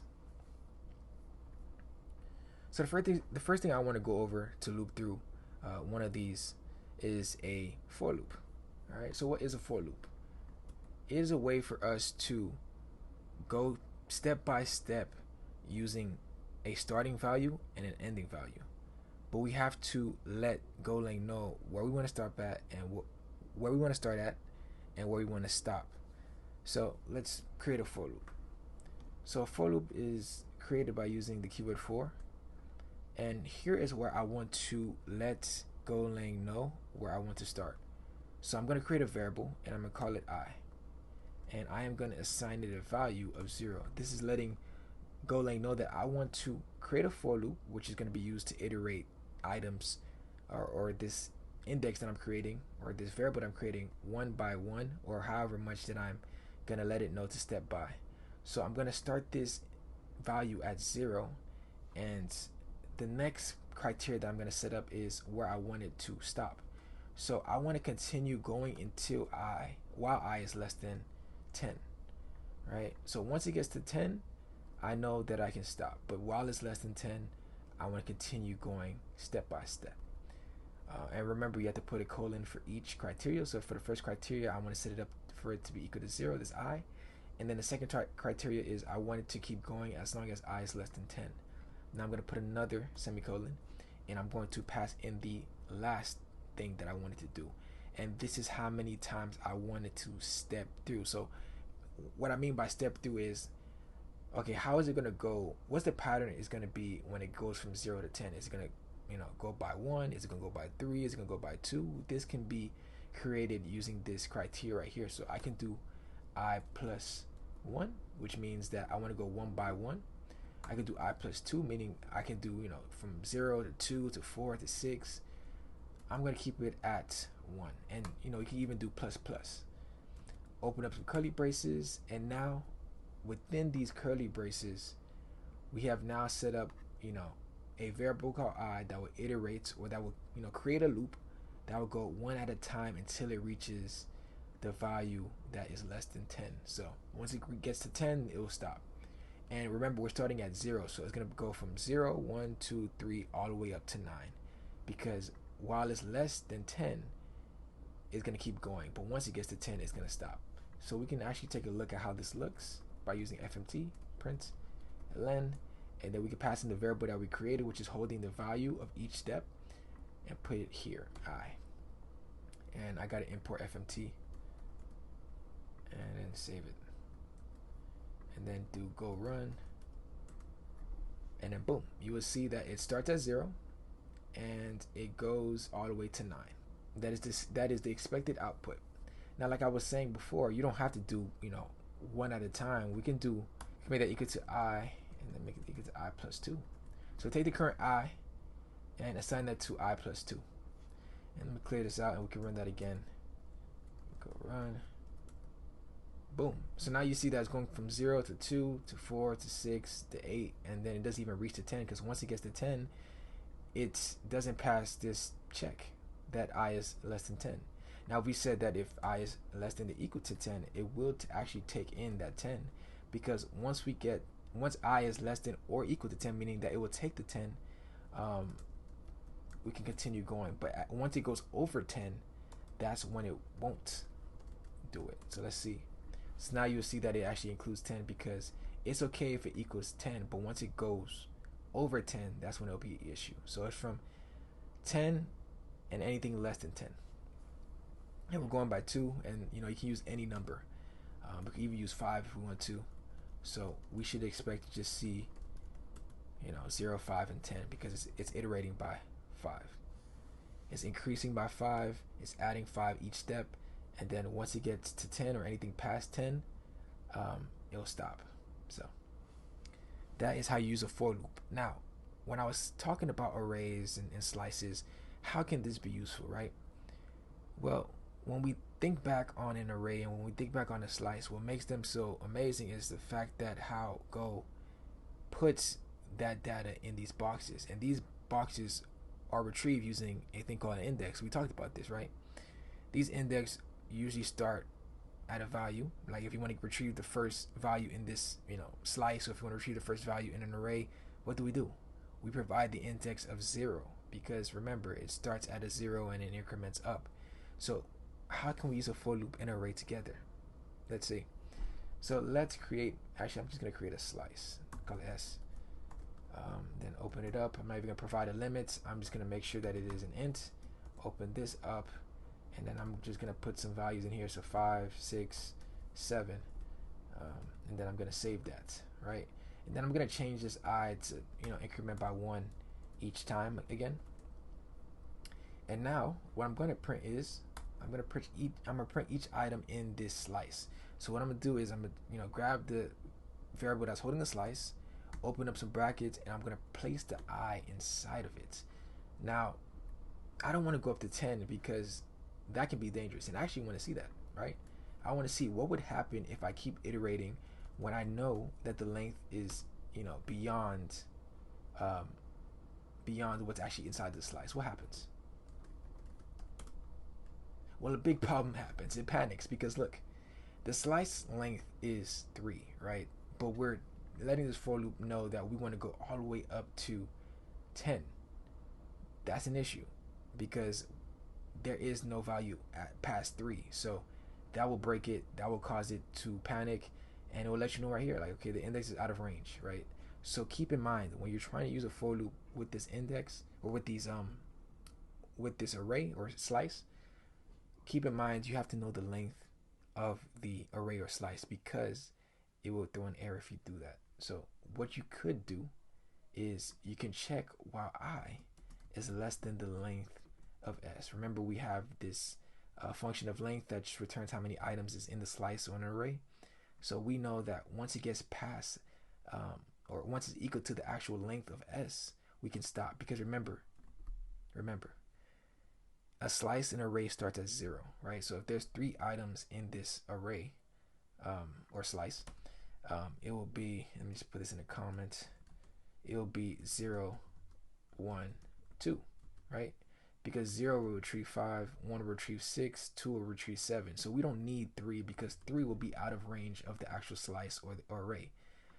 So we don't have to make it less than or equal to the length of the slice. We can make it less than the length of the slice, because we don't need 3. We just need 0, 1, and 2, because we're starting at 0, right? We're not starting at 1, right? Because if we started at 1, we can only retrieve 6 and 7. But since we're starting at 0, we can retrieve the first value in this slice, which is 5. And if we try to use the actual length, it's going to get 3, and 3 is beyond the bounds of this array. So while I is less than the length of S, which in this case it would just go up to 2, we can retrieve everything within this slice, an array. If we're using an array, like if we actually put a limit of 3 here, we're using an array, but I'm just going to use a slice here. So let's actually print that, and let me clear this out. Go run, and boom, that is how we retrieve it. All right, we could do, so we see 5, 6, and 7, so we can retrieve everything with the array, no problem. We don't have to worry about it going out of bounds, because we're restricting it to just using the length of S, which is just the length of this slice. So cool, now you see another way of retrieving items from an array. And remember, we can even do that logic of incrementing by 2 if we want to. So if we can do I plus 2, we can do that. So we should just expect to see 5 and 7 is what I'm expecting. So go run. So now you see that it's ignoring the middle piece, because it's just going to go from 0 all the way up to 2, which is going to be 7. And then remember, it's going to end at the length of S, which if it goes past 3, or if it equals to 3 and beyond, then we're done, right? This loop is going to be finished, because this criteria is false now, right? I is not going to be less than the length, because if we continue to increase by 2, the next value for this is going to be, all right, 0, 2, and there's going to be 4. There's nothing at 4. We can just close it out and we're good to go. So that is how you can use a for loop to iterate arrays. You can use it to, even if you just needed to get go step by step from a starting point to ending point, you can use it. It doesn't necessarily have to be used for arrays and slices, but that's one way that a lot of people usually use it, whether you're doing an interview or whether you're using it for any other thing. All right, so I already showed some love to, showing how to iterate a slice, an array, but let's show some love to how to iterate a map, but using another way of iteration, which is range. All right, so before we use the for loop to iterate through a slice and an array, we could just use the variable that we defined to retrieve it using an index. But there is another thing that we can use called range. So let's do that. Let's actually first define a map. I'm going to set that equal to a map, and I'm going to have the key be an int and the value be a string, and open that up. Set the key equal to 1. The first thing is going to be Geo. The second thing is going to be Bobby. We got some reoccurring characters from the previous videos. Save that. And now we can create the range, right? So what we will do is we'll also use the keyword of for, but now we can define what we're going to extract from the thing that we're going to iterate. So what I want to extract is the key, and this can be any name. This can be K, this can be KE, whatever you want, but I know that I'm trying to retrieve a key, so I'm just going to use the variable name of key. But remember, you can use any variable name that you want. And the second thing that we're going to extract from whatever we're iterating is the value. This can be V, this can be anything. This can be gibberish if you want to, but I'm going to define it as value just to make sure that it's a clarifying variable name that I understand and that other people can understand. And it is going to be equal to, so I'm going to use the colon equal and assign it to the range of whatever we're going to iterate, which is name. So what it's going to do is it's going to iterate through name, but it's going to extract the key and the value of whatever is in name, in the map of name. So we created a map, right? And the key is an int, so we have 1 and 2, and the values are a string, which right here we have Geo and Bobby. So we should expect to see, as we iterate through this, the key and value of whatever we have inside this map. And what is this right here? Let me see. Missing a comma. I didn't use the actual colon. I used a semicolon by accident. All right, cool. So let's print that out. And I'm going to use a print format. And let me import FMT. And then open that up.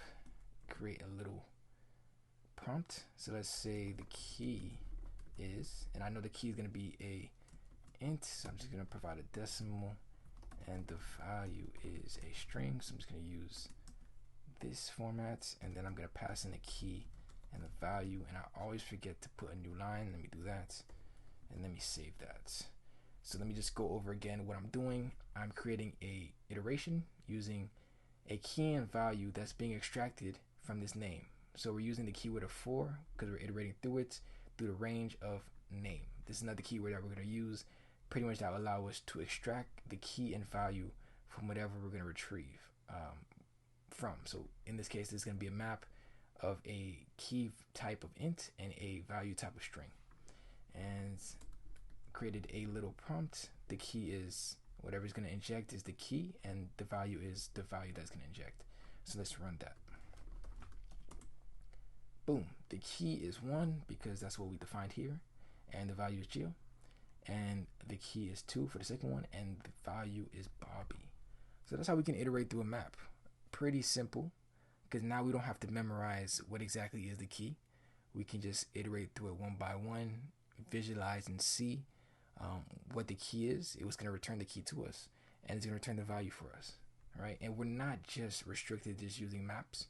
We can also use slices. I just wanted to show some love to maps because we've been using slice and arrays a lot, right? But I haven't shown any love to the maps.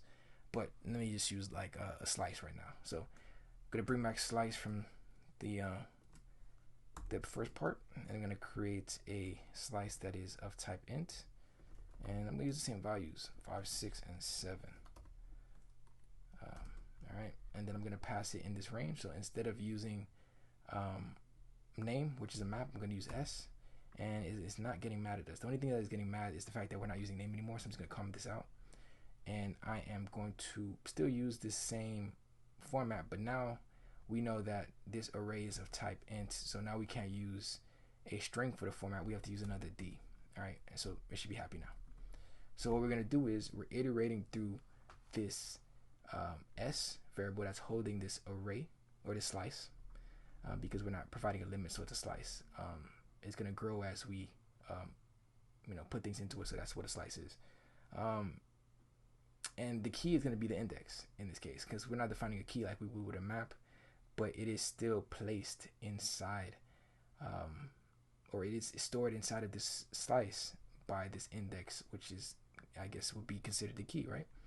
And then the value would be whatever is at that index. So in this case, it'll be 5 if the index is 0, 6 if the index is 1, and 7 if the index is 2. And we can prove that by printing this out. So as you can see, the hypothesis was true, right? You can see the key is 0, and it's retrieving the value of 5 as expected, 6, 7, and the expected output of the key was 1 and 2 for those respective numbers. So that is another way that we can iterate a array and a map, a slice in Go. But let's say we didn't want the key, we just want the value, right? We don't care about the key. We can use I believe this is an underscore, right, to let Go know that, okay, we don't really care for the value for key, we just need the value. So we can remove this key, because now we don't have that variable that's holding a key anymore. And let me remove this, and I'm just gonna say the value is, and this should work as expected. Let me clear this out, go run, and boom, the value is 5, 6, and 7, because we don't need the key. So whatever you don't need, just use a little underscore, and it's just gonna ignore it. It's gonna act like it didn't exist. We just retrieving one variable, or we're just extracting one thing from this whatever we're using. So if it's a slice, if it's an array, we are just extracting one variable from it, which in this case is gonna be the value. Just know that the order of these two things matter. Like on the left side is gonna be key always, and then the right side is always gonna be value. So if you don't want the key, then you put an underscore. If you don't want the value, then you can also put an underscore here and just take the key. And then we can use key here if we want to, and the key can be printed as well. So then it'll just say the key is 0, 1, and 2, as you can see, right? Completely different from what we see above here, which is showing 5, 6, and 7. The order of these two things matter. Now, we can also just extract it, period, right? We could just remove that first piece, and now we will just retrieve the key just the whole time. So let's clear this and then run it. So now it will just retrieve the key, but now we have no ability to get the value. We would then have to do what we did before, is either like putting the underscore and the value and then using it, or you could just put both of key and value. It's really up to you. Like, what do you need at that specific point of time? But if you know you're just gonna use the key, then you can just not use the second variable and just provide key, and that will extract it. But you can't just use value and expect it to work. It's not gonna work, all right? It's gonna think that you're trying to use the key, which in this case is not. So it's not the variable name that extracts it. It's the actual position of which you're defining the variable. So if it's just one thing, it's gonna think you're just trying to retrieve the key. But if you're using two things, it's gonna think you're trying to retrieve the key and the value. Or you could just ignore the key and retrieve the value, and vice versa. So that is how you use range in Go. That is how you iterate through slices, arrays, and maps in Go. So you can either use a for loop for keys and slices, or if you have somehow you have a slice of keys, you can iterate through that using a for loop, and then use those keys to retrieve something in a map. I feel like that's way too difficult. Just use a range to iterate through things in a map. So I showed both ways, and you guys can go around and play with that and see how that works. So hope you guys enjoyed. What is going on, ladies and gentlemen? In this video, I'm going to be going over pointers in Golang. So let's get started. Alright, so I kind of already have a little setup on how I want to show what a pointer is in Go, or pretty much in any language. I feel like if you understand this, you can probably understand how to do it in C++ or any other language that use pointers. If you came from C++, then this should be relatively simple. But if you haven't used pointers before, I'm setting it up in a way that can be relatively easy to digest. So let's get started. So first, what is a pointer? All right. So a pointer just holds the memory location of a value, right? So in the beginning of the tutorial series for Go, and I talked about variables, I like to represent variables as a box that holds data, right? This box is stored somewhere in memory. Right, so what a pointer does is that it just gets that location of where the box is. It gets the location on where it's being stored, right? Not the actual value, but the memory location of where the value is being stored. How that is being done, we can see right here. We have a var right here that's called P. I like to shorten it, but it's short for pointer, but it's just P. And to specify that it is going to hold the memory location, all I did was put an asterisk in front of the type. So this can be anything, right? This can be, so all the types that we learned, it can be floats, 32, 64, it can be a string, but it's just saying that we're getting a memory location of a, value that is of type string or of type int or whatever we, choose. But in this case, it's going to be an int, right? And initially, if we just created a variable of a type pointer that has a, that has no values being stored in it, right? Let me just comment this out. Save it. If I run this, and let me bring this up, and I run it, by default, right, it's going to be nil because there's nothing there. There's no memory location. There's no value in it. So by default, this is not going to have anything being stored in this pointer variable, right? Okay. So now let's actually create an item. Let's create a box with data in it, right? So I want to create another variable, right? I'm gonna call it num, and just to make sure that it's using the proper type, I am just gonna make this a var, and I'm gonna make this an int, just so that we're following, right? Because I did state above that this pointer is going to be a pointer of a memory location of type int. So I'm gonna create a variable called num. It's going to store this integer value, 55. And now, let's point this memory location of this box called num so that this pointer knows the memory location of this 55. Not the 55 itself, but the memory location. So to do that, now I'm going to demonstrate a new thing called the, or this is an ampersand, but it's called the address of operator, right? So what this is doing is you put this ampersand, because this is what the symbol is called. It's called an ampersand. You put the ampersand in front of the variable that you're trying to retrieve, like the memory location. And what it does is it gets this variable and retrieves the memory location of the variable, right? So before, if we just printed out num, it would just print out 55. But now that since we put the ampersand operator in front of this variable, it is going to turn this value into a memory location, right? So it's probably not, you're probably like, what is this guy talking about? All right, let's print it out and see what is happening. All right, so let me clear this out, and I want to see both of them on its own line. So let's print it out, and boom. Initially, right, this pointer was nil. There's nothing being stored in this pointer variable. But then we had a new variable that we created called num, which is a type integer, and we stored that 55 inside of it, and then we made p equal to the address of this box that is storing the value of 55.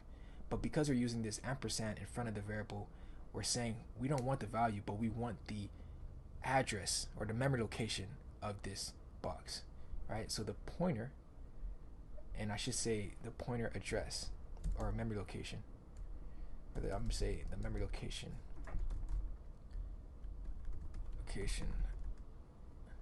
of P is, and right, you'll see right here, what is this, right? This hex value is just displaying um, where it's being stored in memory, right? It's 0x, and then it's showing the memory location of the variable, right? It's usually what we're expecting, right? We're expecting num to just show 55, right? But in this case, like I said, this ampersand in front of the variable turns this value into the memory location instead of the actual value. Now, there's this last piece, right? And it's commented out right now, but it is called dereferencing, right? So to dereference a value means that if we were to put an asterisk in front of this pointer variable, it's going to, instead of retrieving the or instead of printing out the memory location like we expect above here, is going to dereference it, and now it's going to print out the actual value of whatever is at that memory location, right? So you remember what I was saying, that how we store variables is like, me putting it in a box and putting it somewhere in the garage, right? And then me pointing to it is getting the memory location of a value, right? But now if I dereference something, instead of pointing to where that box is in the garage, I am now opening the box and seeing what's inside of it. I know where it is in memory, but now I want to dereference it. I want to open the box and see what's inside. That's how I like to think of it. So it's just, instead of just getting the memory location, instead of pointing to the memory location of the box, I want to dereference it. I want to open up the box and see what's inside. I want to see the value inside of that box, right? So in this case, I have P, and it is now, before it was storing the box location, or this variable called num location, and I know originally num was equal to 55. So now that I know the location of number, right, or this num variable, I want to dereference it now. So I have to put an asterisk back in front of this pointer, right, this P, and now I'm dereferencing it, and now I can see what's inside, right? So let me clear this out. Go run. So the initial value is nil. The memory location of P is this hex, and now I am dereferencing it, so the value that is being printed out is 55, right? It's not going to print out the memory location anymore. We dereference it, and now we're going to open up the box and see what's inside, and we see that at that memory location the value inside was 55. So cool. This can be pretty powerful, and I hope that was a clear understanding that helped clear up any misunderstanding of pointers for you. I would play around with just the, basic implementations of this, like play around with the ampersand, play around with creating a pointer variable, printing out the memory locations of different things, assigning it different variables, and then dereferencing it, seeing if you can get what you expect. What makes this so powerful, or what makes pointers so powerful, is another aspect of it, is that since now that this P variable has the memory location of this number, right, of this num variable, what happens if we change something within P, since it's now pointing to this num variable, right? Because the memory location is where it's being stored. So what if we change something at that memory location, right? We don't necessarily have to use this num variable anymore, right? Because what makes variables so useful is that it's storing it, a value at a memory location. But since now two variables both have a reference to the memory location, and now we don't necessarily need num. We can also use P to change a value at a specific memory location, because they both have it, right? If I change num to 46, I can do that. It's nothing stopping me from doing that. But now I can also change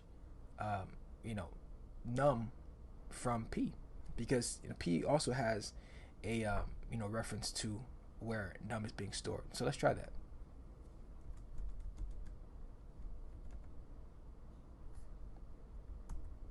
All right, cool. So now what I'm doing is I'm dereferencing it, and I'm making it equal to 65. So what do I expect to see when I dereference it and print it out here? And let me actually print out num as well, right? Just to show what exactly is going on. All right, so let's clear this out and let's run it. Boom, right?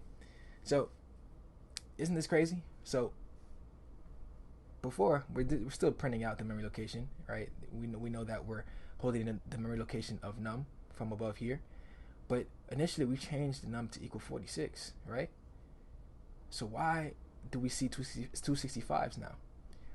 We see 265s because of the fact that since p is storing the memory location of num, when we dereference p and we make it equal to a value, it is now changing the value in the location, in the memory location of num, right? Because we're referencing num because p is storing the memory location of 65. So now, since they're both pointing to the same memory location, any changes that we make from p, num will also see as well. So they're both pointing to the same memory location, so they both will print out the same value.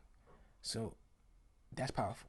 That's also powerful, right? So if we ever need another reference, or if we need to point to a value using a memory location, it is now possible, right?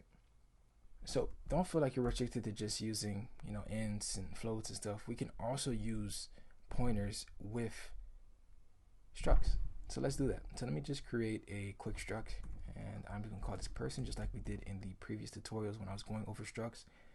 And we're going to make this a type person, and we're going to open this up. We're going to make a name equal to string. This is going to be really basic, so I'm just going to create one attribute. This person is going to have a name, and then let's assign it to a variable. All right, so we're going to call this person, and we're going to make it equal to, and I use person with an M instead of an N, and let's change that. And then I'm going to make that equal to a person with a name of another reoccurring character, Bobby. All right, cool. So now we have a person variable with a type struct of person and the name Bobby. But now we can also create, and I'm going to make this a variable called point, and I'm going to set that equal to the ampersand, right? So the ampersand of person. So we already went over this. What this does is it gets the memory location of person, right? It gets the memory location of where this struct is being held. And we can print that out just to prove it. And then we do point. And let me just comment most of the stuff out. Clear. And then run it. And we shall see, boom, it is showing the ampersand Bobby, right? So to actually see the pointer value of a pointer in for structs, we'll use print formats, and we'll say the memory location of P, and we'll just put a format for this P, and or for person, and then we're going to pass in point, because point is holding the address of person. And then we're going to do go run, and then boom, actually I forgot to put the /n, I always do. Just run it again. Boom. So now we see the memory location of the struct. And if we dereference it, which we can do, let me just do that on the next line.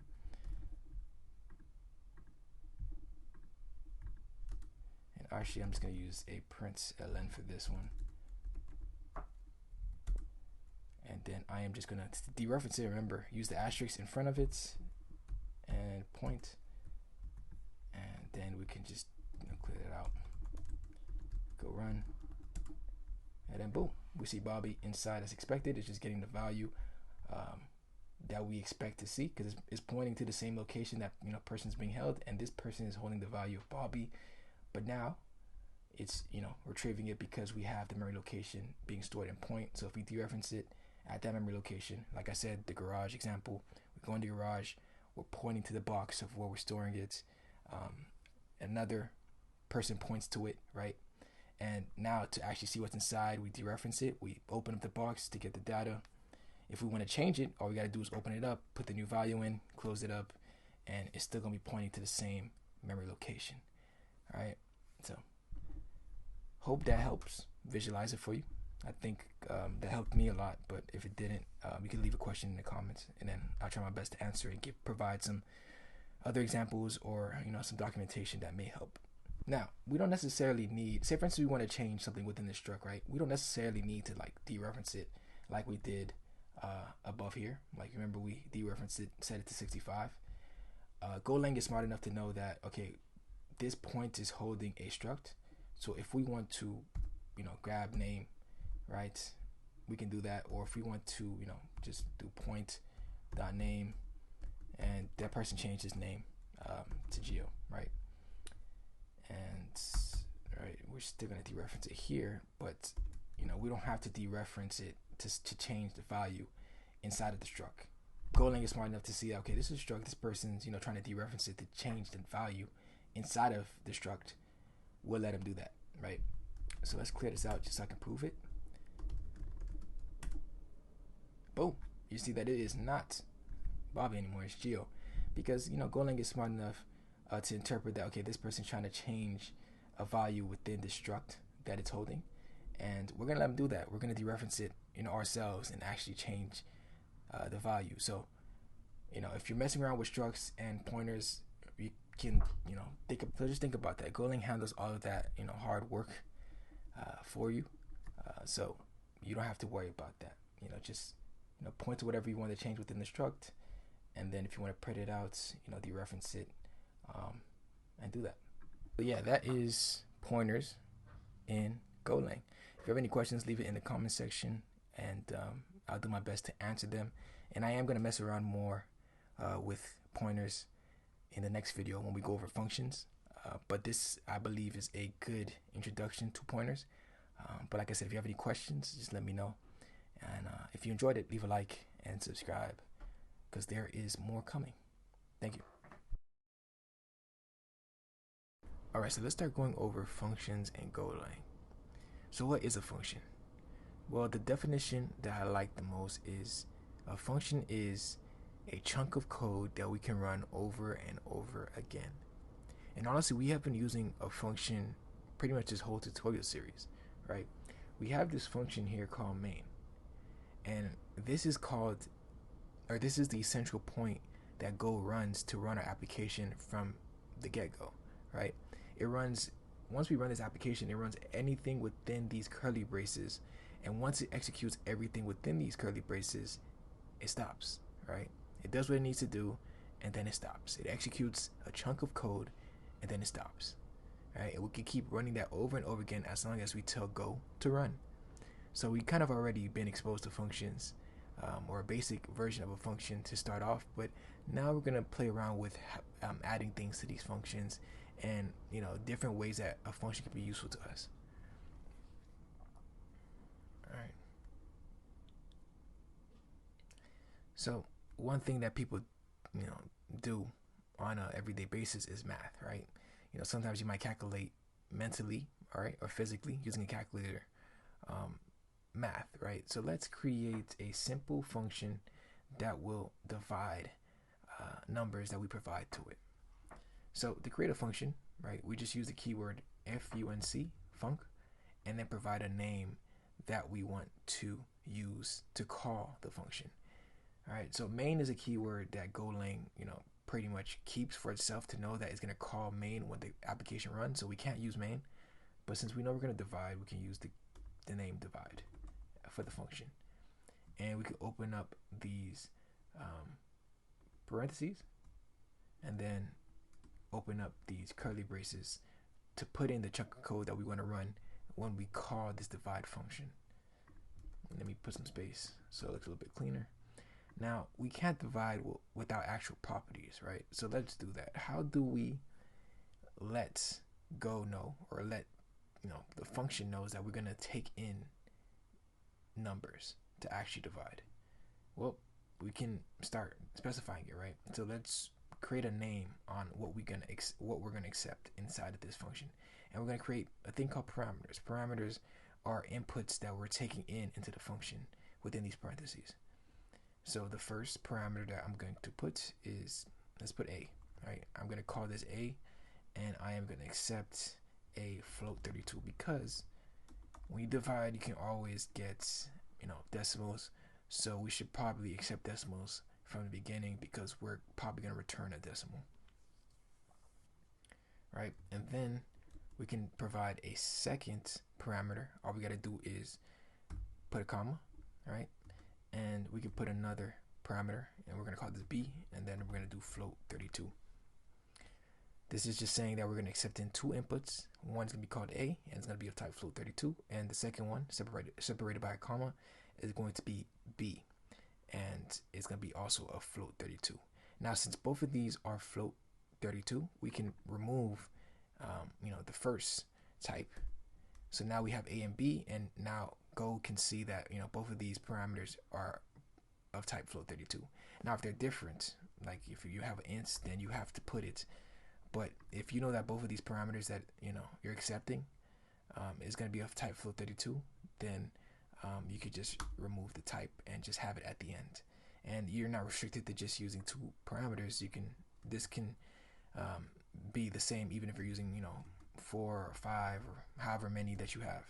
So like this still works, but we only need two parameters, so we're gonna just take in two that are both gonna be of type float 32. So let's do some math, right? But first we have to specify what exactly we're going to return back to the user when we do the math of dividing. Right now, we're not returning anything, right? We're not specifying a type that we're going to return back to the user. Right now, we're letting the user know that, we're going to do the math, but we're not going to give them a value back. If we know that we're going to give a value back, then we have to specify the type that is going to be returned back. So to do that, all we got to do is put a space after this parentheses and put the type that we're going to return back. I expect to see a float 32 back, so I'll put that. And now we know that we're going to return a type of float 32 when the mathematical logic is done. So let's do the logic, right? Let's do return. All right, so if you came from a language like Pascal, right? Pascal probably doesn't require a return type or return to let the language know that you're going to return something back to the user or whatever called the function. But in Go, you actually have to specify, okay, we're going to return this value back after we're done with executing whatever chunk of code is within this function. So we're going to use the keyword return to return the value of the math that we're about to do. So we're going to do a divided by b, and after it's finished calculating a divided by b, is going to return this value, and whatever is being called from will now have the value of a divided by b. All right, so let's save this. So now all it's saying is that it's being unused, so let's actually use it, right? So we're gonna create a variable called answer.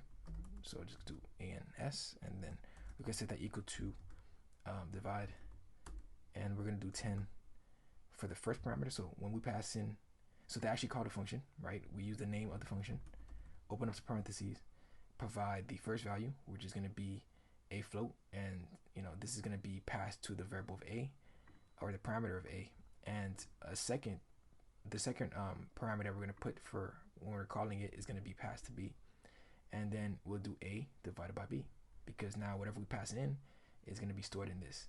So if we do 10 for the first one, 10 is going to be stored in a, and if we do 5 for the second one, 5 is going to be stored into b, and whatever it returns is now going to be stored into answer. So cool. And we can fmt dot print and then print out the answer. So 10 divided by 5, let's see what that is. Boom, 10 divided by 5 is 2, and we can see that obviously we're using ints here, but it's just going to convert it into a float, no problem. So it's really like 10.0 divided by 5, and it's going to return 2. So we're good to go. All right, so there is a case that this can kind of break, right? So say if somebody, maliciously tried to put in a value that they know will break the system, right? Like putting a 0 as the denominator, right? And if we run this, it's gonna make it plus infinity. Like we don't want that, right? Help check if someone's trying to put anything malicious. We could also do an if and check if b is equal to 0, right? Because we know that we don't want to have the denominator as 0, which b is. So we're not restricted to just using one line of code. We can use multiple lines of code, and before we even get to this return, we can do a check to see if it's equal to 0, or if anyone's trying to do anything malicious. So we can open up this if statement, and if they are doing anything malicious and it passes this if check, we can return 0. Or, right, let's do something a little bit better. Go provides a way of returning multiple things from a function, right? That's one of the cool things that I actually liked about Go, is that you're not restricted to just returning one thing. You can return multiple.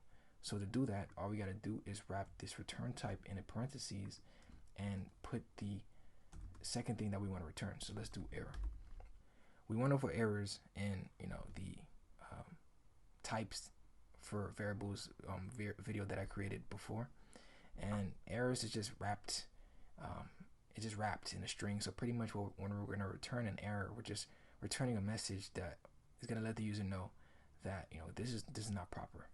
So let's also return a new error in this if statement to let the user know, okay, this is not proper. We can't divide by 2 or divide by 0. So let's do errors, and I'm just going to import the package, which is going to let us create a new error, and I'm going to let the user know you cannot divide by 0. And here, if it is correct, then I just want to store nil for error, right? So if you came from other languages, this is like null or none for Python. It just means nothing, right? There's nothing that's going to be stored in error. But if there is an error, then we're going to put the float as 0 because we're unable to do it, or you can even do -1 if that makes you more comfortable. And we're going to return error message back. And now, since this changed a bit, now it's expecting to return 2 things. We have to have 2 variables to extract from this function. So we're going to have answer, but we're also going to have another variable called error to store the second type. So it can either be nil or it can be an actual error message. So we can also do a check, right? So if error is not equal to nil, then we can print out whatever we got. So we'll just do fmt print ln, and then we'll print out error. Else, right, we did a whole video on if and else's. So open that up and we'll print out the answer if anything. So this is a perfect way of checking and using functions in Go. We can take in multiple parameters. We can return multiple types. If there is an error, right, we can return an error. But if there is an error, right, we can return the actual answer and just provide nil as the value for error, meaning that there wasn't an error, and that we're good to go. And we can do a check after we retrieve both of these values from the function call. And if error is not equal to nil, that means we do actually have an error. So we will print that out. But if we don't have an error, like if error is equal to nil, then it's going to go into this else case and we'll print out the answer that was returned from the function. Pretty powerful stuff. So let's actually run this. Let me save this and clear this out. Run it. Boom. You cannot divide by 0. We had an issue. But if we, use 5, right, and we run it again, it's going to be 2, right? Because in this case, it's proper. So it's going to just skip this if statement and go right into returning what a divided by b is, and error is going to now be equal to nil. So when we extract the value from the function, error, which is the second case that we expect to return, is going to return nil, and it's not going to pass this case. So we can just fall back and print out the answer. So another type of functions that we have in Golang are anonymous functions. What are anonymous functions? They are functions with no name that must immediately be invoked. All right. So let's actually see this in action. Let me just remove this, right? And let me create my anonymous function. So we'll use the keyword func, right? Because we need that to create a function. But we're not even going to provide a name. Just going to open up some parentheses and open up some brackets. And let's see. Let's do fmt.println, and we can, say this is a mystery. And now to make this immediately invoke, what we're gonna do is open up some parentheses here, and boom, we have a anonymous function, right? So now if I save this and I clear this out and do go run, boom, this is a mystery. It is immediately evoked. So we know that once we run a Go application, this main function is ran, and it's gonna see this anonymous function, and it's gonna run automatically. And if it's confusing why we put this parentheses after, if you remember, when we had to call divide, what we had to do is, call divide, pass in the parameters, so like 10 and 5. But you can see that you needed this, right, to actually run divide. But because it's, needing parameters, right, we pass into parameters. But really, if we didn't have parameters, you still needed, you still need these parentheses to run it. These parentheses just let Go know that we want to run this. But because divide requires parameters, we have to put the parameters in first, and then it runs it. So with the parameters that we specified. But in this case, since this anonymous function doesn't need any parameters, even though it doesn't expect any parameters, we still have to use these parentheses to let it know that we're trying to run this, and we have to immediately invoke the function with no name. It's anonymous. So that's how you create anonymous functions. Some people use it to call to connect to their databases and stuff like that. Honestly, I don't really use it that often, but just to let you guys know that it's possible. So another way that we can create a function in Go is to actually store the function within a variable. So let's actually do that. So we're going to create a variable called prompt, and it's going to create it with a type of func, and then we're going to set that equal to func, open up some curly braces, and now let's actually prompt something. So let's do a fmt println, and I am just going to say welcome to the team. And to actually call this variable that's holding the function, we can just do prompt, open up the parentheses, and boom, we should be good to go. So if we do go run, we see welcome to the team. So there's many ways that you can implement functions in Go. We can have functions within using a variable like we just did. We can use anonymous functions. We can create functions with multiple parameters and that can return multiple types. And you're not even restricted to just using array. Like if you want to use another int, we could. String, if you want to return a struct, that's also possible. So yeah, you can do that. And a lot of people use this returning of one type and another type of error, especially used in it's really used in a lot in APIs. If you send a request and it doesn't return, or you don't get the response that you expect, you can return an error. So this is used a lot in Go, especially when creating APIs. But also here in this case, if you know that you're going to use two parameters of the same type, you can put in the parameters and then put in the type at the end, or you can just specify another type here if you know they're going to be different. And you're not restricted to just using two parameters. You can use multiple, or you could just use one. So my thoughts is use them, play with them. Try to add, create a function to add, or to subtract, or different things that you expect. Maybe even taking a name, print out welcome. There's a lot of things you could do with functions. If you know you're going to reuse code a lot, it's better to just extract it and put it into a function than just writing it over and over again within your main function. Doesn't make sense. Create a separate function, and take in the parameters that you expect and run that code. Remember, it's just a chunk of code that you think you're going to use over and over and over again. It's just a way of abstracting data and making it more clean and efficient. So I hope you guys enjoy. If you have any questions, let me know. Write it down in the comment section.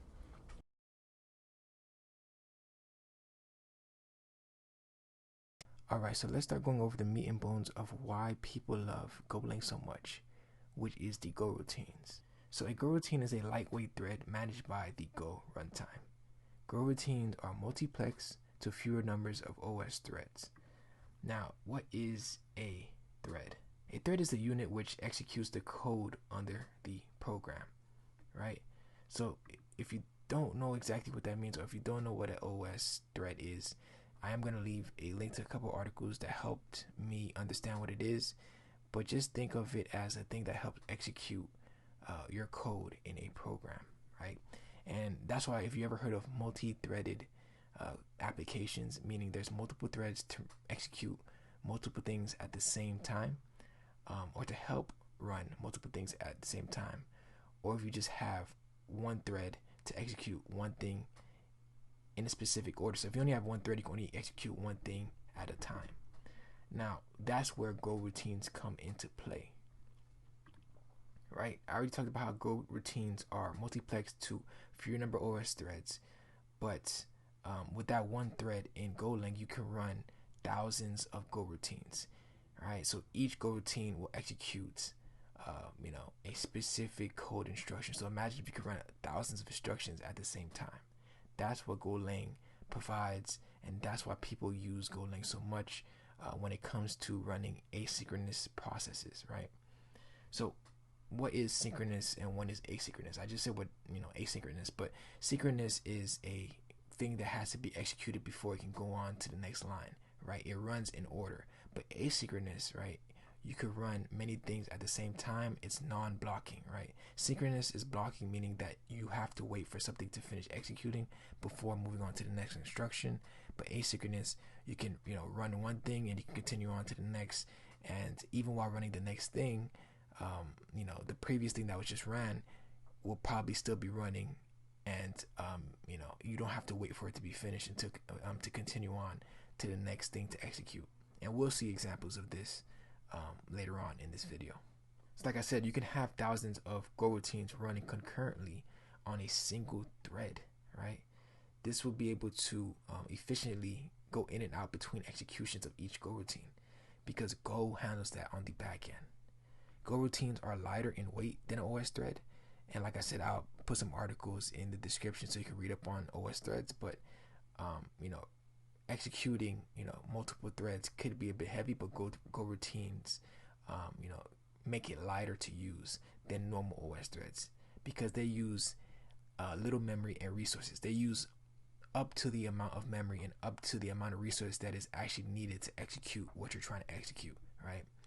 You don't need to spawn up an OS thread that can be huge and that can be taxing, but GoRoutines or Go on the back end pretty much brings up the specific amount of memory and specific amount of resources needed to execute that task, compared to a normal OS thread. Now, what helped me realize the importance of a GoRoutine is an example, right? So say for instance you have an event bus, and if you don't know what an event bus, just think of it as a pipeline that sends events for whoever's on the other side of the pipeline to retrieve that event and execute code based on the type of event. So say for instance, think of a bank, right? And you have a client that's using a mobile phone, and they're trying to either deposit money or withdraw money or pay money, right? And each event is different while they push into that pipeline, right? So imagine a pipe, or the client's on one end and bank is on the other end. So imagine a person is trying to pay their bill. That's one type of event, right? And for each different type of events, you want to run a different type of instruction on the bank side, right? But imagine on a larger scale. Imagine there's on a normal day, Chase is probably getting millions and millions of different type of events going on, right? Do you think that they can just wait for everybody one by one to do one thing until they go on to the next thing? That would be impossible. People would be waiting for days, right?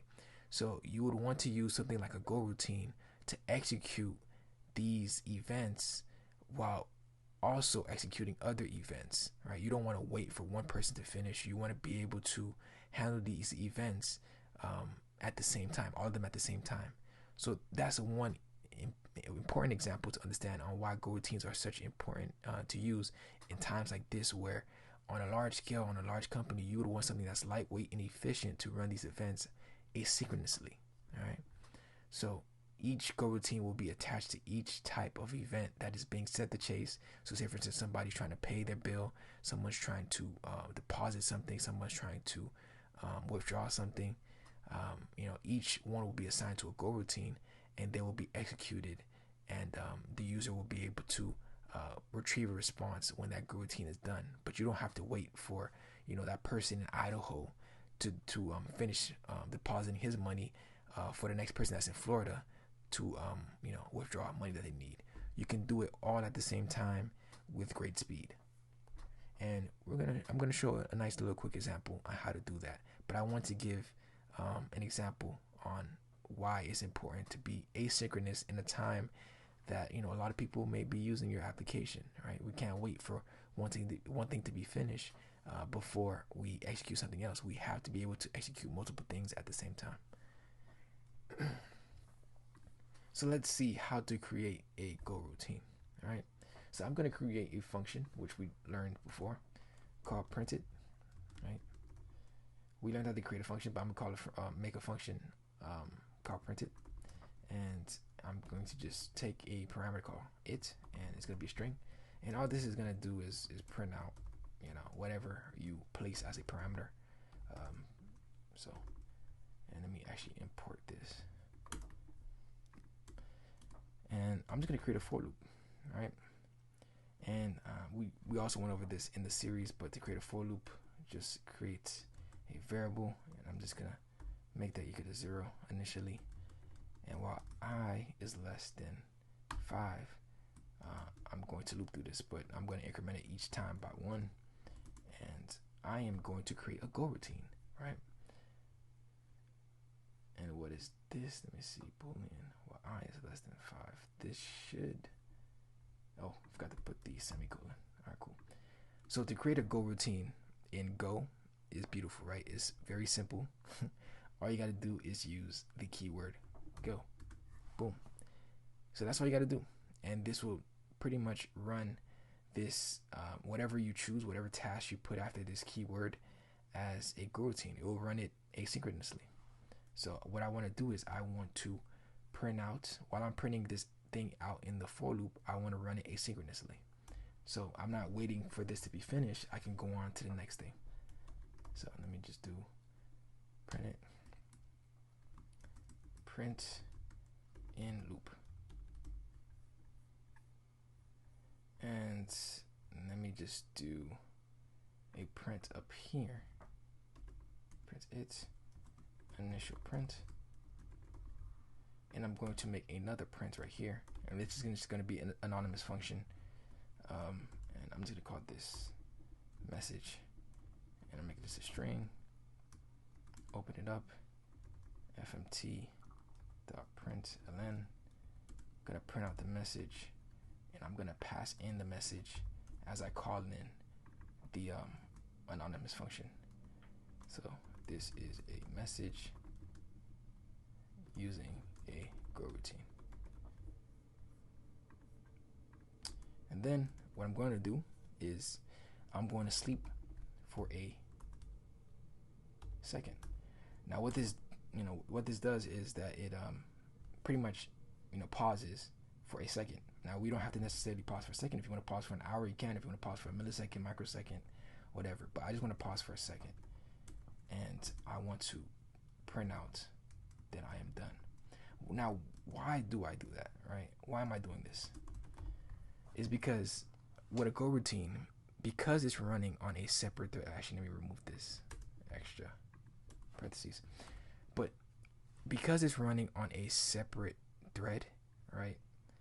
Whenever I'm running this, when I'm running this main function, you do know by default, if I get to the end, I am done. Like I can close out the main, I can close out the application once it reaches the end, right? Like once I see this line and I get past this line, the application will shut itself off because there's nothing keeping it running, right?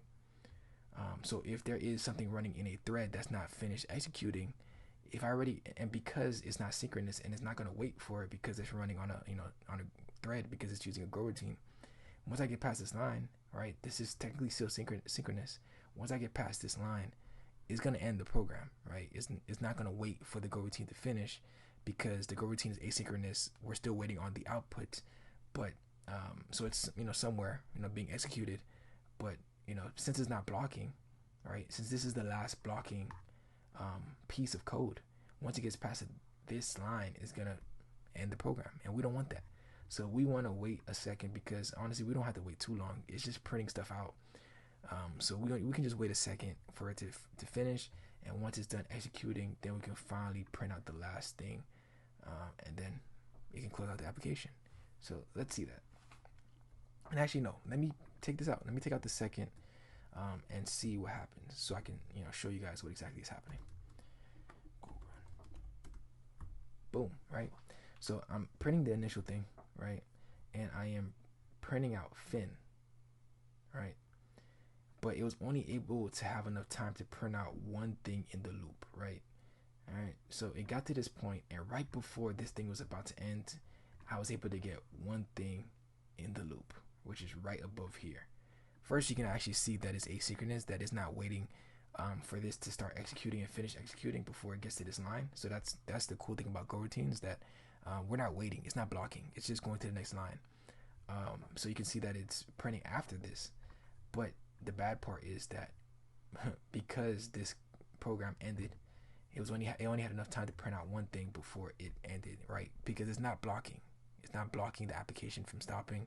We're not waiting for this to finish executing, because it is running on a separate GoRoutine, separate thread. So if we want to wait for that, we may have to use the time library to stop for a second, just so that we can see it. But the cool thing is that we can see that it is asynchronous, that we don't have to wait for it to finish executing this loop to actually run, right? It runs, and whenever it's finished, that's when it will output. And yeah, that's the cool thing about GoRoutines. Now, if we actually want to see it finish, let's do that. All right, so let's run it, and boom. All right, so we're able to see, okay, initial print, which is this. This is a message using the GoRoutine. So actually, it didn't even print this out first. It actually went to this second GoRoutine, and since it's just a simple print, like one print to actually execute, I guess this was a bit faster than actually running the for loop. So this printed out first before it actually printed everything in the loop, and then since we paused for a second, we're actually able to finally run this last line of code, which is fin, and then it ends out the code, which is cool. This is the expected behavior, and because when using GoRoutines, we don't necessarily know when that GoRoutine will actually return. Some may be faster than others. In this case, it kind of is expected for this to be faster, because we're only, like I said, printing out one message, which is the parameter, and then this is more of a for loop, so it's it might take a little bit longer. But we can see the usefulness of a GoRoutine because it is not blocking. We can run whatever we need to run, and it'll it'll execute whatever it needs to execute and return a response based on that. So like I said, think of a bank. Think of a bank on how it's receiving so many requests for people needing money or needing to take out money. And imagine if we had to sit here and wait for each line to execute. No, we don't want that. If we know that we need to return money to somebody, we should do that on one thread or one GoRoutine, and deposit need to be done on another routine, and everything is probably stored or withdrawn from individual databases. Every event probably has its own way of doing things. So say for instance, they probably have a switch statement, right, on a very basic level, a switch statement that has deposit, withdraw, transfer, and each event has its own GoRoutine, and based on the event that's passing through the event pipeline, it runs a GoRoutine using that switch as a way of categorizing everything. So this is powerful. I would play around with this, but this is just a very basic implementation of a GoRoutine. You guys, like I said, can play around with it and try to code what exactly I just said. Try to execute based on the switch statement. Execute a specific GoRoutine. And I believe this is useful in a server, because a server doesn't just end like this. It's going to continue listening on a port until, you know, maybe the application crashes, or maybe you restart the server. And I'm gonna go over that in my next series, where I'm gonna show how to create a Go API server, and we'll use that even more in that series, to show you exactly, you know, how this is useful for handling events. But I wanted to demonstrate, you know, a very basic implementation on how GoRoutines are non-blocking and how they execute things given the right amount of time, and how, you know, if you don't give it the right amount of time, it will end the application, and it won't be able to execute the you know, GoRoutine fully, as long as, you know, you don't give it enough time to do it. But it is still running technically, but if you end the application, it's just never going to run it.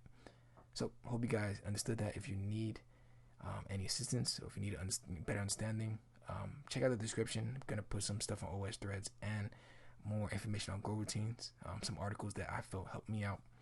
And in the next video, I'm going to be going over channels, how to communicate with GoRoutines, how can individual GoRoutines communicate with each other, how can they return messages and communicate with each other. So hope you enjoyed it, and stay tuned for more. Alright, so last but not least, we went over GoRoutines in the previous tutorial, but for this video, we're going to go over how can we communicate with GoRoutines between each other. So we're going to go over channels in Golang. Channels allow for the communication between GoRoutines. You can think of them as pipes, which we can connect one GoRoutine to the other GoRoutine. The communication is bidirectional, meaning that we can send a message to one GoRoutine, and that GoRoutine can send a message back. So they can send and they can receive values from the channel. Now, we talked about how a GoRoutine is asynchronous, meaning that it doesn't have to stop the application to actually run and wait for a response. It will actually just run it and continue on with the application. But with a channel is blocking, meaning that whenever it does send a message, it will block the application until it is received. And whenever it's waiting for a message to be received, it will block the application until the message is received.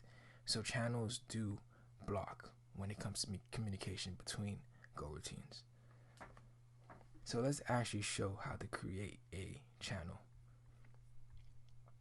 So I'm still going to leverage the same function of print, which is just taking in a parameter called it, and it's just going to print it. So let's actually first let's make the channel. So I'm going to call this ch. I am going to set that equal to make, right? And remember, we used make before to create a slice, but we can also use it to make a channel. And to create it, all we got to do is use chan and you know, use the type that we want the channel to communicate with. So in this case, I want to send a message of string, so that's what I'm going to use. So if you want to use int, you can. If you want to use float, all the other types that we went over in the previous tutorial, you can, but in this case, I'm going to use string. So cool. Now we made a channel, and it is of type string. So now let's actually create the Go routine. So to do that, we can do Go, and we can do print it, and I am going to pass in the channel that I just created. Alright, so this is a channel of type string. So now we actually do have to adjust the parameter that this print it function is expecting. We're gonna change it to a channel of type string. So now it's gonna receive, it's gonna be able to receive the message that we're gonna pass through. So we're gonna pass in the instance of the channel into the printed, and now that we have the instance of that channel that we're gonna use to communicate, now we can take, or we can create a variable called, let me just call this ch, which is gonna be the instance of channel, and I'm gonna create a variable internally called it, and I'm gonna say that equal to the value that we're gonna receive from the channel, because we have the instance of a channel here, and this is gonna essentially be the pipeline that we're going to use to either send data through or receive data receive data from. So to receive the data, what we're going to do is we're going to pretty much create a point, right, to insert the value from the channel inside of this it variable. So how can we do that, right? So use the less than sign, and then use a I want to say the minus sign, so a minus, and this kind of looks like a pointer, right? And use the ch, which is the channel. So pretty much what we're saying is we're taking this channel and we're injecting it into this variable of it. That's how I like to perceive it as. All right, we're taking this channel, and whatever's inside of this pipeline of channel, right, we're inserting it or pointing it to this variable of it, and then we're going to print it out. So it kind of looks like, you know, what we're doing, right? It looks like we're, you know, injecting the value that's being sent through this channel inside of this variable, and that's exactly what we're doing. So we're using a less than and a minus sign together. It looks like a pointer or a point, like an arrow, and it looks like we're injecting it into this variable of it, and then we're going to print it out. And I'm just going to actually use print format, and I'm just going to put message, and I'm going to use an S to specify that I'm going to print out a string, and then we should be good to go. All right, so now we made the channel, we injected the channel into this function. So with this instance of channel, we're going to inject whatever is being passed in this channel to this variable of it, and then we're going to print it out. So how exactly are we going to get data onto this instance of channel, right? Right, because remember, like I said, it's like a pipeline, right? If you know what a pipe is, you know, if you insert something inside of a pipe, like a liquid or whatever, it's going to pass through that pipe and it's going to come out on the other side of the pipe. So if it's, you know, like a pipeline, if this it is expecting something to be sent through the pipeline, and you know, and it's going to take in that whatever is being passed through the pipeline, as long as it's a string, because we specified that whatever is passing through this pipeline is going to be a string. What we got to do is, you know, send something through the pipeline so that this it can receive it as it's calling this GoRoutine. So let's do that.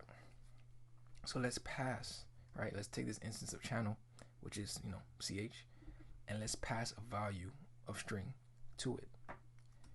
So what I'm going to do is put a message of passing a value through the pipeline,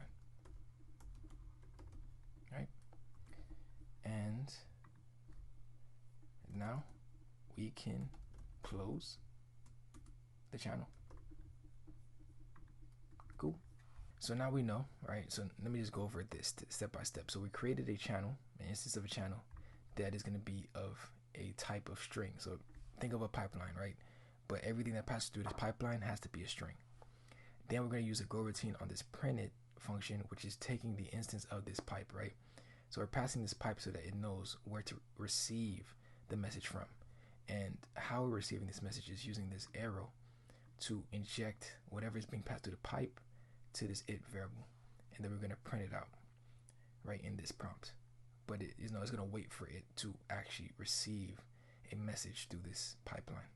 And to send a value through the pipeline, we use an arrow on the instance of the channel that we made above with the message that has to be a string, and pointing it into the pipeline so that it can be received on the other end by this it variable.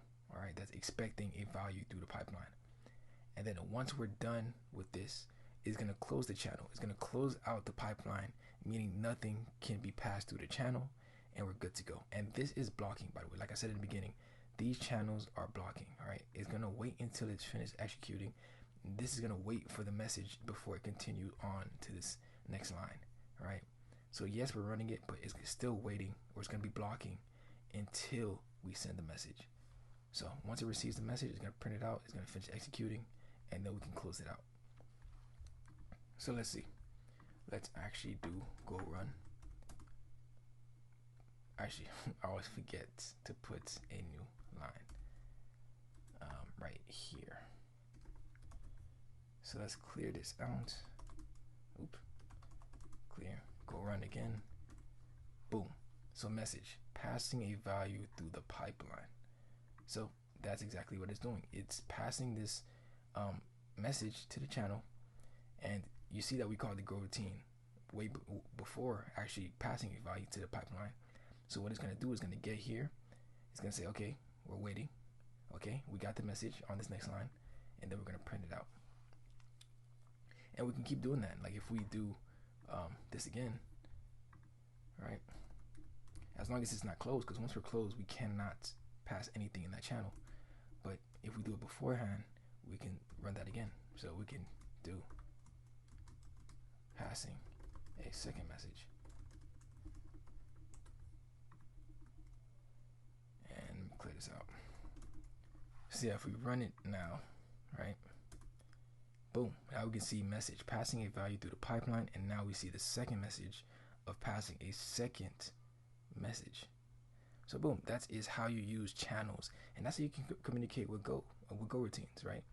You know, you just create a pipeline, you pass in the instance, and then within that GoRoutine, you have to have a way of receiving the message from that pipeline, as long as it's expecting the format that you identified it to be. So you know, now this is expecting a string to be passed through the pipeline, and then we take that in and print it out and do whatever you need to with that data, and we can use it multiple times, or we can use different GoRoutines to communicate with, as long as it has that instance of the channel. And then when we're done, close it out, so that we're making sure that it's not accepting any values within that channel. So I hope you guys understand on a basic level what a channel is. Like I always say, play around with it, get an understanding of it, and if you have any questions, let me know. So yeah, hope you guys enjoy this series, and the next series I will be going over how to make or how to create a API using Go.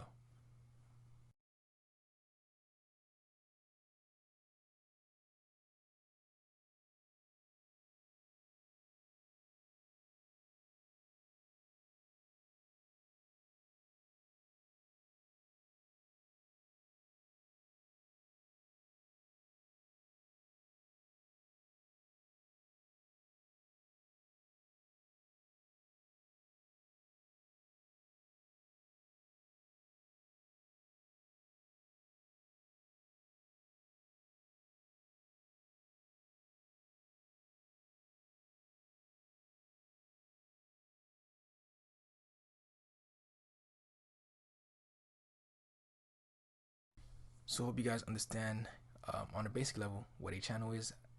Like I always say, play around with it, get an understanding of it, and if you have any questions, let me know.